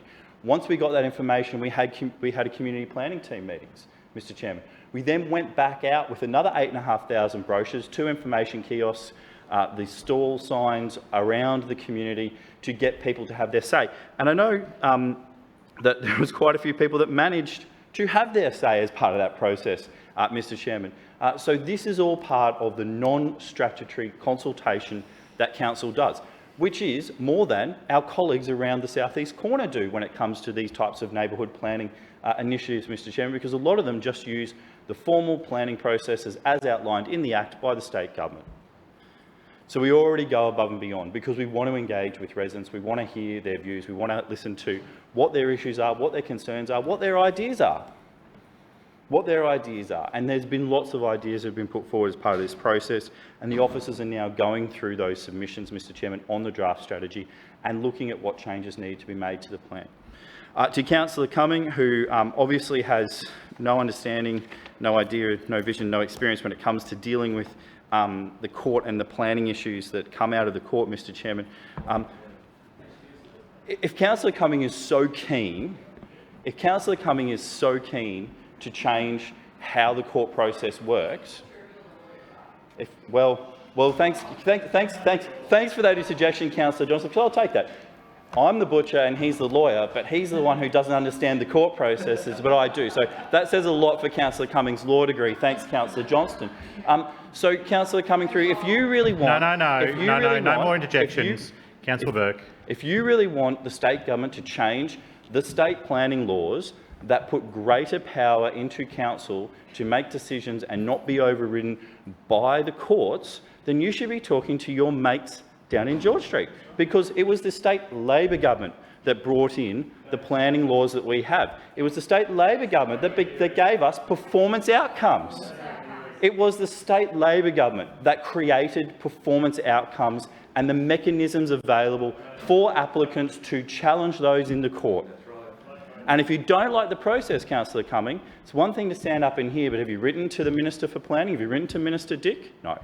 Have you picked up the phone to Minister Dick? No.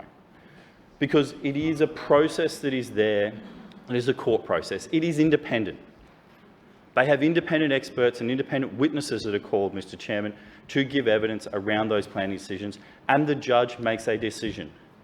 There is a statutory process that you have to go through, and if Councillor Cumming wants to somehow override that, subvert justice, go and deal with these matters outside of the court process, that's up to Councillor Cumming to put forward, and maybe he should champion that at the next.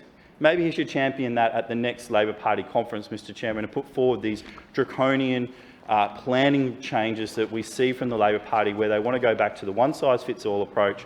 They don't want to have performance planning in the city, Mr Chairman. Gone are the days of the great reforming Australian Labor Party, Mr Chairman. We're back to this one-size-fits-all approach, these sardine suburbs, a socialist template for planning that we saw in the 90s by a Labor administration in this city, Mr Chairman. It wasn't until the state Labor government changed the laws and brought in performance planning, Mr Chairman, that we... Point of order. Point of order to you, Councillor Cumming. What's this got to do with the matter being discussed? I draw you back. Councillor Burke, please keep your comments to the matter at hand. Thanks, Mr Chairman. I was really throwing the line out there to try and get a bite, and I got one from Councillor Cumming.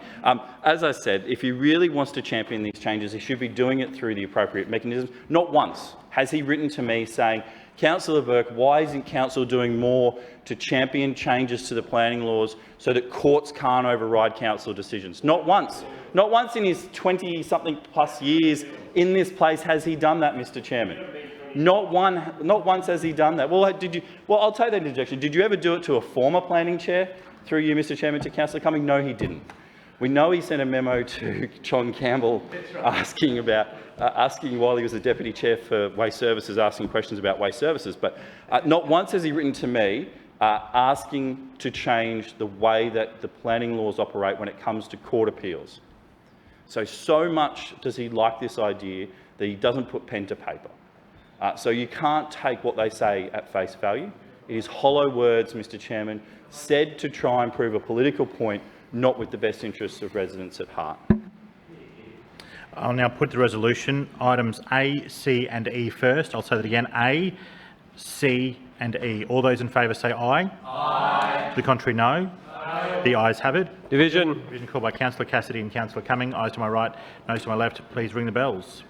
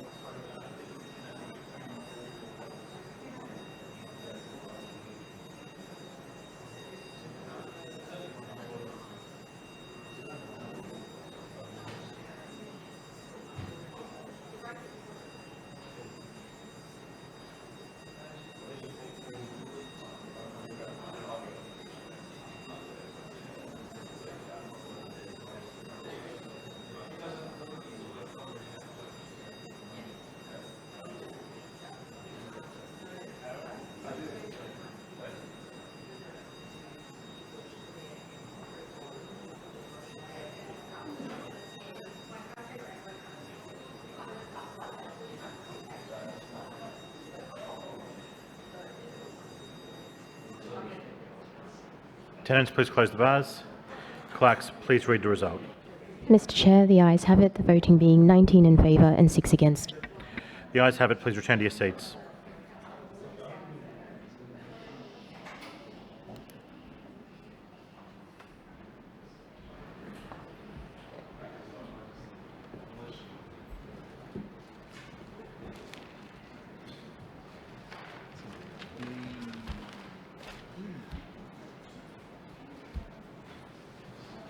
Councillors, can you all return to your seats?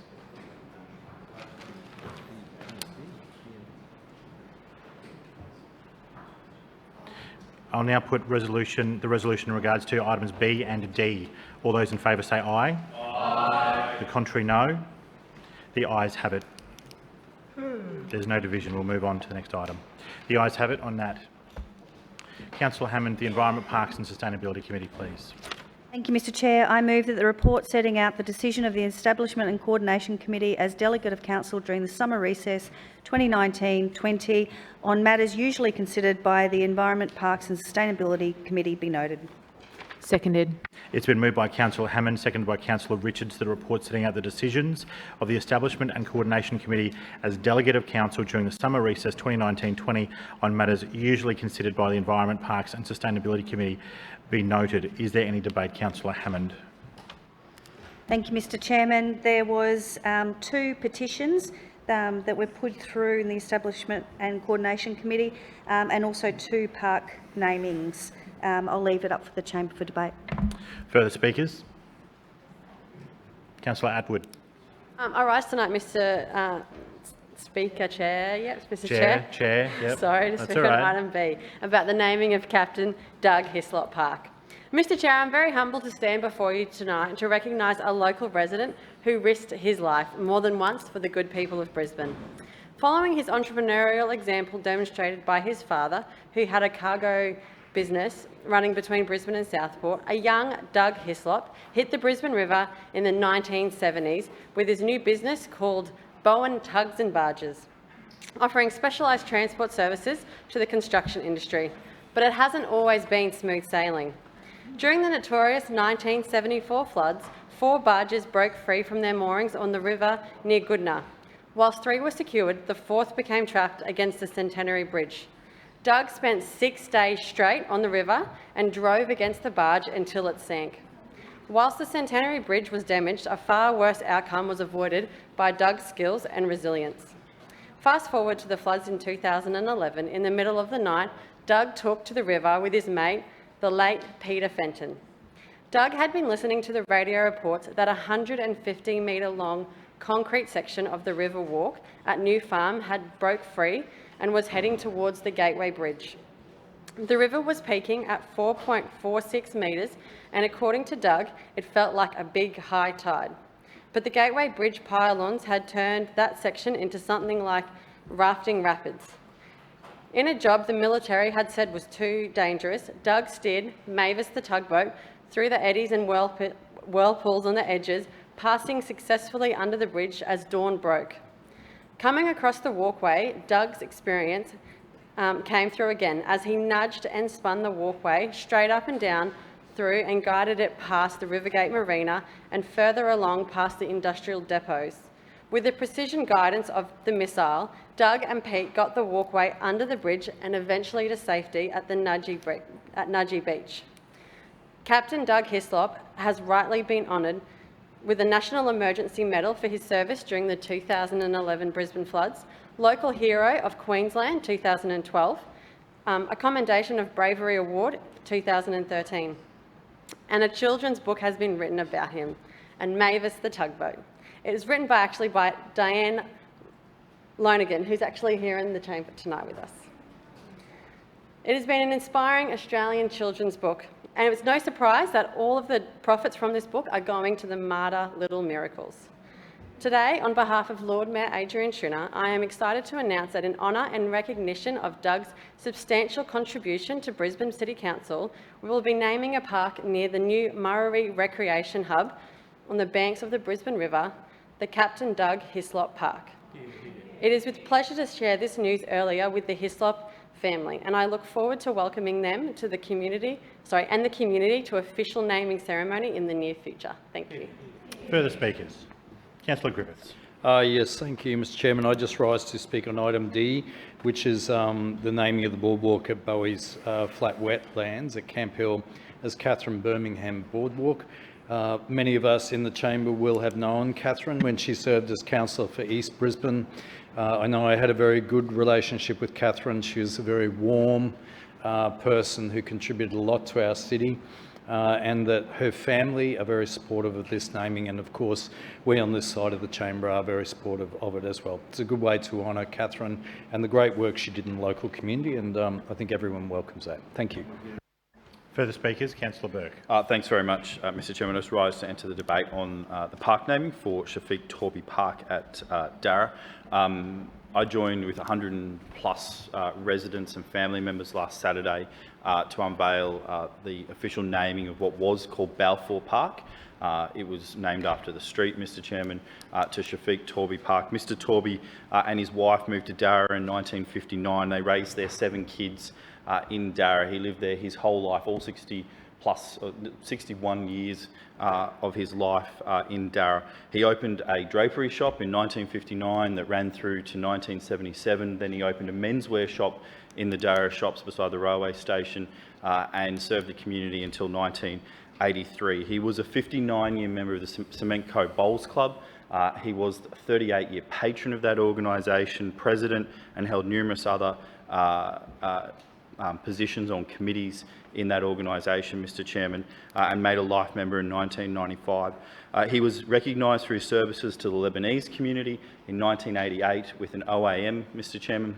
And on top of all of this, he spent 50+ years working with St Vincent de Paul, serving the community, supporting those in need, and providing help to the people that needed it most, not just in our community in the Jamboree Ward, but indeed right across the city.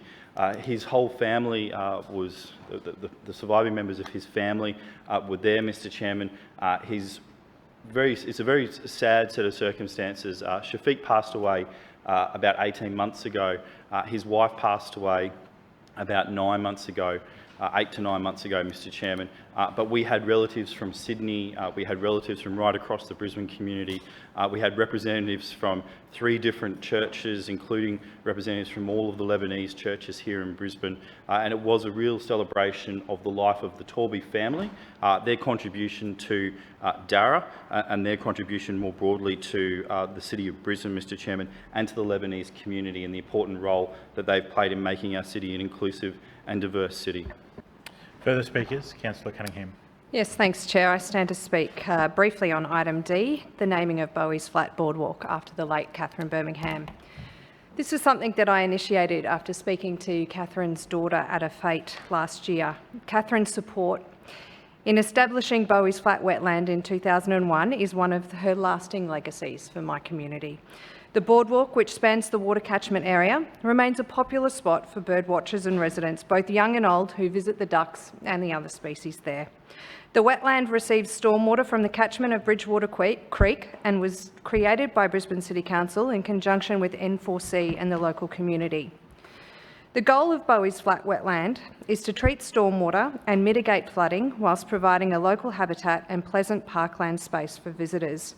At the time it was built, it was a pioneering project. In all the reading I've done, I can't find definitive reasons why Bowie's Flat was named Bowie's Flat. But we can all here know and understand why the naming of the boardwalk is a fitting tribute to Catherine. In working with Catherine's daughter on this, she told me that her mum enjoyed visiting this peaceful spot, and she couldn't think of a better tribute to recognise Catherine's contribution to our community. It's been wonderful to receive many messages of support from Catherine's family and friends for this. The family is planning to have a small occasion to mark her birthday, and I look forward to joining them. Thank you. Further speakers? There being none, Councillor Hammond. I'll now put the resolution. All those in favour of the report say aye. Aye. The contrary, no. The ayes have it. Councillors, are there any petitions? Councillor Howard. Mr Chair, I have two petitions, one requesting that Drag Queen Storytime be kept and supported, and one requesting that it not. Councillor Cassidy. Thanks, Chair. 4 petitions, one calling for the modification of dog off-leash free area at Mulbin Park, Boondall. Another titled Iron Bunpin Lagoon needs TLC, couldn't agree more. One calling for the upgrade of park equipment at Northgate Reserve Park, and another on the shelter for the bus stop on Buckland Road, Nunda. Councillor Cumming. Chair, the petition calling for a development to be reduced from 10 stories to 8 stories at West Avenue, Wynnum. Councillor Shree. Chair, I have a petition of 700 residents calling for a new ferry terminal on the western side of the Western Peninsula. Councillor Johnston. Yes, I have a petition from residents of the Chelmer Graceville area calling for a safe crossing point across Honour Avenue at Chelmer. Councillor Matic. Mr Chair, I have a petition requesting council restrict the use of leaf blowers and other noisy powered yard tools during public holidays. Councillor Cook. Thank you, Mr Chair. I have a petition requesting council reject the proposed development application at 23 Griffith Place, Seven Hills for 8-storey towers. May I please have a resolution to receive the petitions? Mr Chair, I move that the petitions as presented be received and referred to the committee concerned for consideration and report. Seconded. It's been moved by Councillor Richards, seconded by Councillor Griffiths, that all petitions as presented be received and referred to the committee concerned for consideration and report. All those in favour say aye. Aye. The contrary, no. The ayes have it. Councillors, are there any statements required as a result of a councillor conduct review panel order? There is no one standing. Are there any matters of general business? Councillor Richards. Thank you, Mr Chair. I rise to speak on World Cancer Day, which is today, and what it means to me. Today is World Cancer Day, and I want to share with you my family's journey, like I did when I stood up here in this place for the first time on the 26th of April 2016 to declare my maiden speech. I stated at the time that my family had faced tragedies, that after 3 years battling cancer of the uterus, my mother at the age of 63, who was my wise counsel, passed away, just a few months after her mother, who was 94. These two matriarchs shaped who I am today. It is to them that I am eternally grateful, for they showed me what woman can achieve, that a woman can do whatever she chooses. You just have to believe. You see, I share this from my life, as my mum was a warrior. She had faced cancer before, earlier in her life, when she was 28. She was diagnosed with breast cancer, and back then that prognosis was not good. It was dire. It was during this moment in her life that she sat me and my dad, as my sister was much younger, and talked out what it meant for her, having cancer, the life or death choice of what options she could take to fight the disease. It was the choice of a radical way to live that she chose, which was to have all of her lymph nodes removed from her left side and her left breast. Life was what she chose, no matter what. What I now know, having nursed her through her last months, weeks and days, at home with Dad, and in hospital and palliative care, this woman taught me courage, strength and resilience.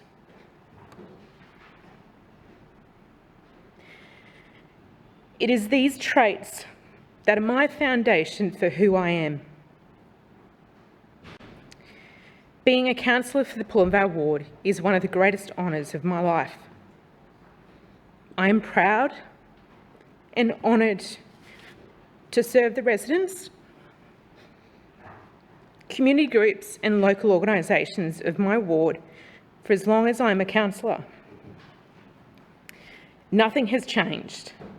I am the elected councillor for the Pullen Vale Ward until March 28, 2020. And I remain true to the values, have never changed my colours. I am blue through and through. I am loyal to my community, which has shown so much support, faith and belief in me. Thank you, Mum.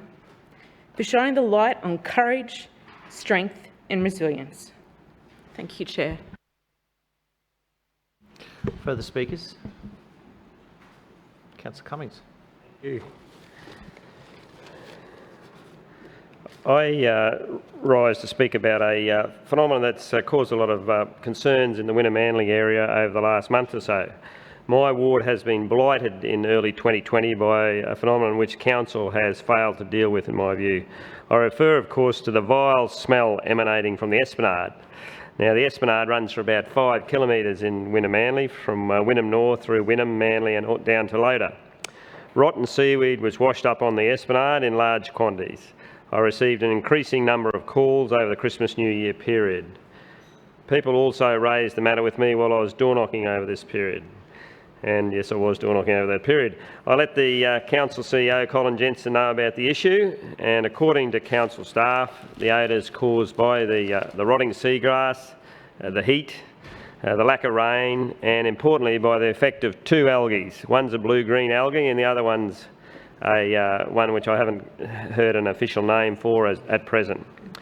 The strength of the sewerage-style smell is such that some people have asked for Queensland Health to do an analysis of the smell in case it's to be noxious and could cause difficulty for people with their breathing. This hasn't been done as yet, but that shows how seriously a lot of residents regard the issue. About 4 weeks ago, Council did some work. They cleaned out the seagrass off the sandy beach areas along the Esplanade. Unfortunately, that's only 3 small areas where Council has placed sand in the past and encourages children to play or swim. There's 2 of them in Wynnum and 1 down in Manly. A week later, Council removed a large amount of seagrass from the southern corner of the area between the jetty and the rock wall. I was told a truckload of rotting seagrass was removed from this area. My visual observation was that the thickness of the seagrass in this area, where it really stockpiles up against each other, was reduced from about 2 metres deep to less than 1 metre deep. So that was good work from Council. However, complaints about the noxious seagrass smell have continued in the weeks since that time, and we haven't had any work done in recent times. My office has recorded all the comments and sent them off to the CEO. I've also written to Lord Mayor Adrian Schrinner in recent times, and I call upon the Lord Mayor to authorise more resources to be given to this problem. More work needs to be done on the issue, and it needs to be done as a matter of urgency. The residents of Wynnum Manly have had enough. People are avoiding the Esplanade because of the stench. They are not walking there. They are not patronising local cafes. And for several months now, the glorious Wynnum Manly Esplanade has become a no-go area for many people. This is not acceptable. The Lord Mayor needs to fix this problem as a matter of urgency. As the matter has reared its ugly head for the last couple of years, I believe Council needs to act quickly in future years and proactively resolve the problem as soon as it arises, rather than allowing it to drag on for several months, which happened last year as well.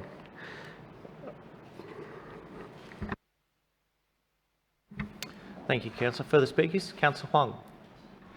Thank you, Mr. Deputy Chair. I rise to take this opportunity to wish everyone a happy Lunar New Year. 新年快乐. Today is Li Chun in Chinese lunisolar calendar. It literally means the beginning of spring.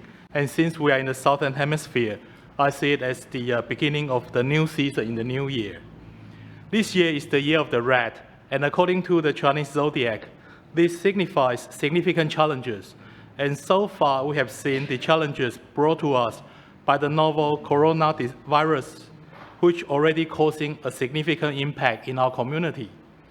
But on the other hand, the Chinese zodiac also signifies that we will make it through this time of trial with experienced and strong leadership.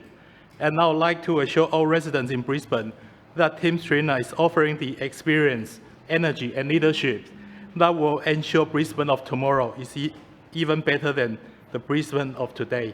Happy Lunar New Year. Further business? No one. Oh, sorry, Councillor Johnson. Yes, thank you. I rise to speak on the end of this council term and the upcoming council elections and issues related to that. I want to put on the record first I've been reflecting upon this over Christmas, and I want to put some things on the record about the election and this council going forward. It's become clear to me that this council is not functioning in a way in which services are being delivered to residents in a fair or reasonable way. In my view, under the administration of this LNP government for the past 12 years and Campbell Newman's leadership as Lord Mayor for the 4 years before that, this council has been completely corporatised. It does not run as a community service delivery organisation in any way, shape or form. The LNP has, to its detriment, completely corporatised it, where it is only focused upon revenues, expenditures, and not the services and people that it is set up to serve. In my view, this has been increasingly happening, and I have watched it. It is a little bit like the frog being put in the pot of boiling water. You see things that are changing, you know, like even 2 terms ago, you ring up and there'd be a problem with a footpath, and they'd go and fix it within a month. Now, 5 years later, petitions later, you cannot get a footpath fixed. There's no money, councillor. You know, there'd be a problem with something, and you would say, "Can you fix this?" and they would do it. That has completely stopped. There are so many excuses coming from council about why things cannot be done. There's no budget. The policy doesn't let us. It's not to the benefit of the residents of Brisbane. Taking the time at the end of this term, my 12th, you know, coming up to my 12th year in office, it is completely to the detriment of the city as well. I could not believe what happened last week, and this is one of the things that's making me reflect on it. I had an elderly resident in Allardyce Street in Graceville contact me to say she'd been contacted by council. She put some sprinklers out on the verge, just little pop-up sprinklers near her fence, running off her tank water because the grass has been dying. Now, there are residents of a certain age in this city who are very proud of how their gardens look, how their verges look, and she was doing the right thing, she thought, by using her tank water to water not only her yard but the council verge to maintain the streetscape in her neighbourhood, and good on her. She was contacted by a council officer who told her that she had to remove it, that they were illegal. It gets better. And she then asked them questions and said she didn't realise that she wasn't allowed to have them out there, and thought that was the end of it. Next thing, a compliance notice turns up. Council's officially and legally threatening these residents that they will have action taken against them if they do not remove the sprinklers. Now, she came to me between these two things happening, and I went to council to say, hey, what are you doing? I mean, is there a safety issue here? If so, do they need to be moved? This resident's trying to do the right thing in the drought conditions. And then literally 2 days after, or 3 days after, that was on the Thursday, I think, and then on the Tuesday, the resident said to me, I've got this compliance notice. I was horrified that elderly pensioners are being threatened by our council. Not let's work through this and try and figure it out. This council just goes out and threatens pensioners. Since when has this been happening? Then, the next day, on the council polls in a park that we got permission for, South's Cricket had their banner put up by Parks Officers South officers on the official registered council polls for community groups. And guess what? Another part of council rings up the cricket club and says, take your banner down. The cricket club comes to me and goes, what's going on, Nicole? I again have to intervene. I cannot, putting aside all the stupid politics that goes on, this council is heading in the wrong direction. DAs are being badly handled. You've got cranky communities everywhere. You've got dangerous footpaths. I can't get footpaths fixed in my ward. There is an inherent unfairness around the expenditure of funds, both through our budget and other funding vehicles this council has, such as the Bushland Acquisition Levy. And Councillor Griffith and I can do nothing but sit back and make a joke about it because of how overtly biased the LNP administration is with respect to the allocation of funds for the purchase of bushland buyback. The fact that 67 Chapman Place in Oxley has not been bought back despite repeated promises by council that it would be, and yet Councillor Adams gets 3 residential blocks bought back. Today, the latest is Stafford Heights. They're getting their land bought back. Meanwhile, in other parts of the city, areas are neglected. Road projects in my ward are not being done. I asked the Lord Mayor a question before Christmas about our plans for the low rail bridge at Sherwood and Corinda, a question here in question time, and he did not even bother to get back to me. The council is playing politics with the state government over road issues. It is just not good enough that this council has lost its direction.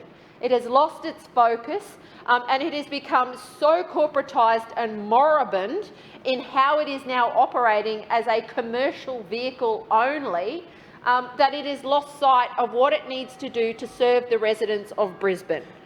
I cannot sit back and watch people dying on Venner Road, as Dr Copeland did last year, and some LNP councillors made a complaint against me because apparently I'm talking about a tunnel project in Annerley. That's what they're doing. Since when has it become a secret to not talk to our residents about important infrastructure upgrades that are needed, whether they are for them or against them?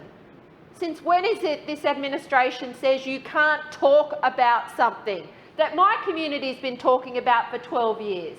The Annerley traders came and saw me the first year I was here saying, Nicole, we want a tunnel, we want a bypass, and I've been advocating for it for 12 years. Meanwhile, the LNP over there have been doing secret studies for the past year, and when I publicly talk about it, they make formal complaints against me. This is not the way to govern the city. We need to be open, we need to be transparent, we need to be fair. This administration has lost its way. The leadership of the LNP, they have forgotten why they are here. We collect money in trust from the residents of Brisbane, and we should be expending it on services to deliver a better standard of living for them, a vibrant and creative community, a safe community. And we will always have disagreements about how we think that can best be done, because there are lots of different viewpoints in that dynamic. But this administration won't even let those viewpoints be discussed. They want to shut down dissent. They want to shut down disagreements. They don't want to debate over whether our council should have offensive petitions on its website.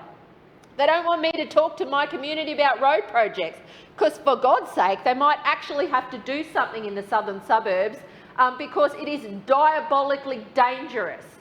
Our roads are congested and nothing is happening. I sit back and I heard today there's 18,000 cars on a road and that's all getting fixed up over on the north side. I mean, try $65,000 residents dying and then this council making a complaint against me for simply talking about the issue. Councillor Sutton said a long time ago in this place, and it was largely about me, that the administration was sick. I think they're delusional, they're out of touch, and I am so disappointed that the direction they have taken this council, which in my view is the corporatisation of this council, has caused so much damage to the fabric of this city. So much damage. The planning decisions that have been made, the funding decisions that have been made, the policy decisions that have been being made, and all this Lord Mayor can do, he is as weak as water. he stands up and says there's no debt, we balanced the budget. Debt's the highest it has ever been in this city at $2.5 billion.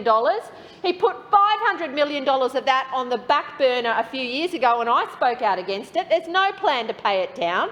There's no costings for Victoria Park. There's no costings for the Green Bridge. And he says, oh, it's all right, it's all fine. This council's heading in the wrong direction. Councillor Johnson, your time has expired. Councillor Owen. Thank you. I rise tonight to speak about World Cancer Day and also the Callum District Park and Parkinson Aquatic Centre, the inclusiveness of that with the people locally with disabilities. So firstly, in regards to World Cancer Day, I would like to take this opportunity to acknowledge the many people who support people who have been diagnosed with cancer. And the people that I'm predominantly speaking about are the doctors, the nurses, the allied health professionals, the researchers and the fundraisers for that research.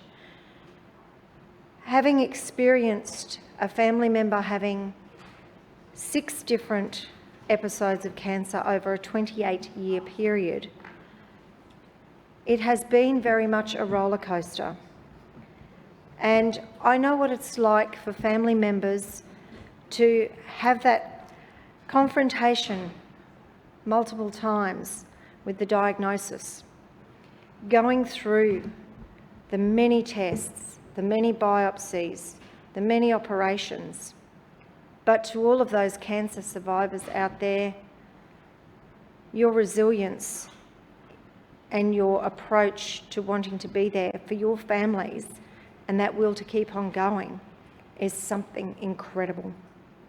It is absolutely incredible. To all of those families who have lost people to this insidious disease, like I also have, I know it is difficult to farewell a loved one to this disease, and all we can keep doing is supporting those researchers in their quest to find a cure. That is why days like today are very important. It highlights to all of us that in many circumstances, the people that we cross paths with on a day-to-day basis have all been touched in some way, shape or form by the effects and impacts of cancer on a family member, a friend, or even a work colleague. So today it is very important that we do recognise the work of all of those people behind the scenes, to the many people that through their efforts we do see a difference in the lives of those people impacted by cancer. I would also, at this point in time, just like to acknowledge the many wonderful people who are associated with the special schools and the Special Olympics. Last night, I had the absolute privilege of spending time with a number of people who are in training for the Special Olympics. And the joy that these people have in being able to swim at the Parkinson Aquatic Centre, along with everybody else in our community, is wonderful to see. It is so important that we give people the opportunities to participate in active and healthy lifestyles and to help them achieve their potential. And for them to feel supported and see that they were there with their families and feeling included in our community was wonderful. And I'd just like to give a special shout out to Holly, who is one of my Callum Vale Special School students. Holly participates very extensively within the school and also is in training for the Special Olympics. Callum Vale District Park is also one of my special places because we have 3 special schools who participate in a tri-schools cross-country event. And that particular park is one that is important because it was one of the first parks to receive the Changing Places toilets, to give more people the opportunity to feel part of the community, to experience our parks, and to be in a place where families are and not feel restricted in any way. So at this point in time, I think it's wonderful to recognise that we do have people in our community that are going above and beyond to support people, particularly with these Special Olympics coming up. And also, a lot of those people supported the INAS Global Games. So our facilities do open doors. They do provide opportunities. And I know Aidan will be, if he's hearing about this speech, he'll be asking when am I coming to Parkinson Aquatic Centre for one of his special sessions. So Aidan was a former student of Callanvale Special School. He is confined to a motorised wheelchair, but there are times when I do go down and I spend his swimming session with him. And this is what council is all about in our city. It's about providing these facilities, to making sure that our residents can access very important facilities that can not only assist them in being part of our community, but can bring so much joy to them and their family. Thank you. Councillor Strunk. Thank you, Deputy Chair. Listen, I rise to speak on about 6 separate events, actually, that have taken place in my ward over the last 2 weeks, actually. Obviously, it's a very busy time for my Vietnamese community because of the Lunar New Year that's being celebrated and continues to be celebrated, actually, up until this coming weekend, I believe. The first, we kicked off with the Tet Festival, which was attended by the Premier and the Lord Mayor, along with a couple of councillors here in the chamber. And it was a fantastic Friday night.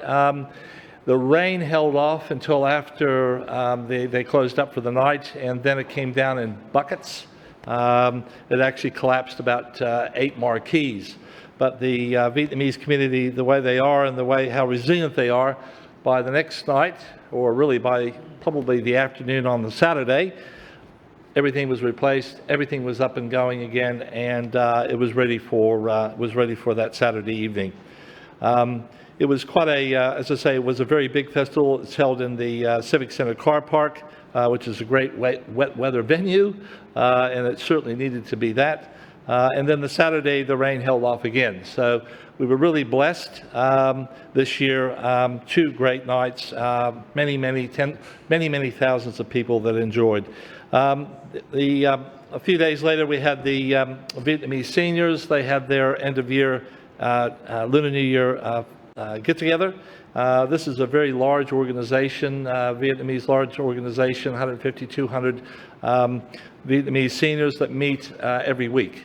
And it's just a joy to be with them because they love company, and also they entertain themselves with a myriad of performances, whether it be dance, karaoke, acting, all sorts of things. It's quite an amazing group to watch. And then a few days later, we had the Vietnamese Catholic Church Thanksgiving Mass.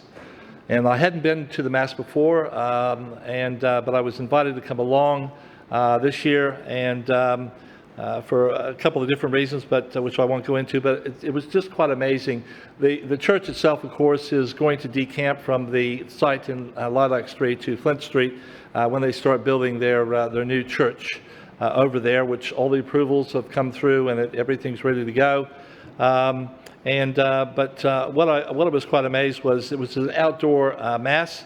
The bishop was there and who conducted the Mass, and there was like 2,000 people. I just couldn't believe how many people, and it's all open. So if it rained, we were going to be in big problems. Anyways, so that took place, and then a few days later, the Vietnamese Mutual, last weekend we had the Vietnamese Mutual Assistance dinner, end-of-year dinner to celebrate the Lunar New Year as well. And it was held at the new Landmark restaurant in the Inala Town Plaza, the same owners as the people that own the Landmark over at Sunnybank, which I'll be attending a dinner over there held by the Queensland Chinese Forum on Sunday. But the common theme that ran through all these get-togethers or all these events was that they allocated part, if not all, the money that they were raising in some instances to the bushfire appeal. Many tens of thousands of dollars have been raised with these with the 4 Vietnamese events that I was telling you about. And on top of that, I held a Australia Day bushfire appeal down on the lake, and the Vietnamese Mutual Assistance Organization donated over $3,000 to my fundraiser as well. So they are just such a generous community, and we're just so lucky to have them in our community. Finally, I wanted to talk a little bit about the fundraiser that we did down at the for the ward. We had a lot of community and corporate support. It was all put together very, very quickly within about a week and a half. I want to thank the Heritage Bank, BOQ, the WASP Rugby Union Club, the Forest Lake Ray White. We have the Crochet and the Crochet Club as well. They actually were selling stuff to be donated to the bushfire appeal as well. And the Forest Lake Lions Club underpinned the whole thing in regards to the food, which was very much appreciated. So it was a great day. I just wanted to mention that we do get really, really good support, and it's for the bushfire appeals, and it's quite it was just quite an event that only went over a period of a couple of hours, and but everyone seemed to really enjoy coming along and taking part in something that's greater than themselves. Thank you, Mr. Chair. Thank you, Councillor Strong. Is there any further business? No one rising to their feet. I declare the meeting closed. See you next Tuesday.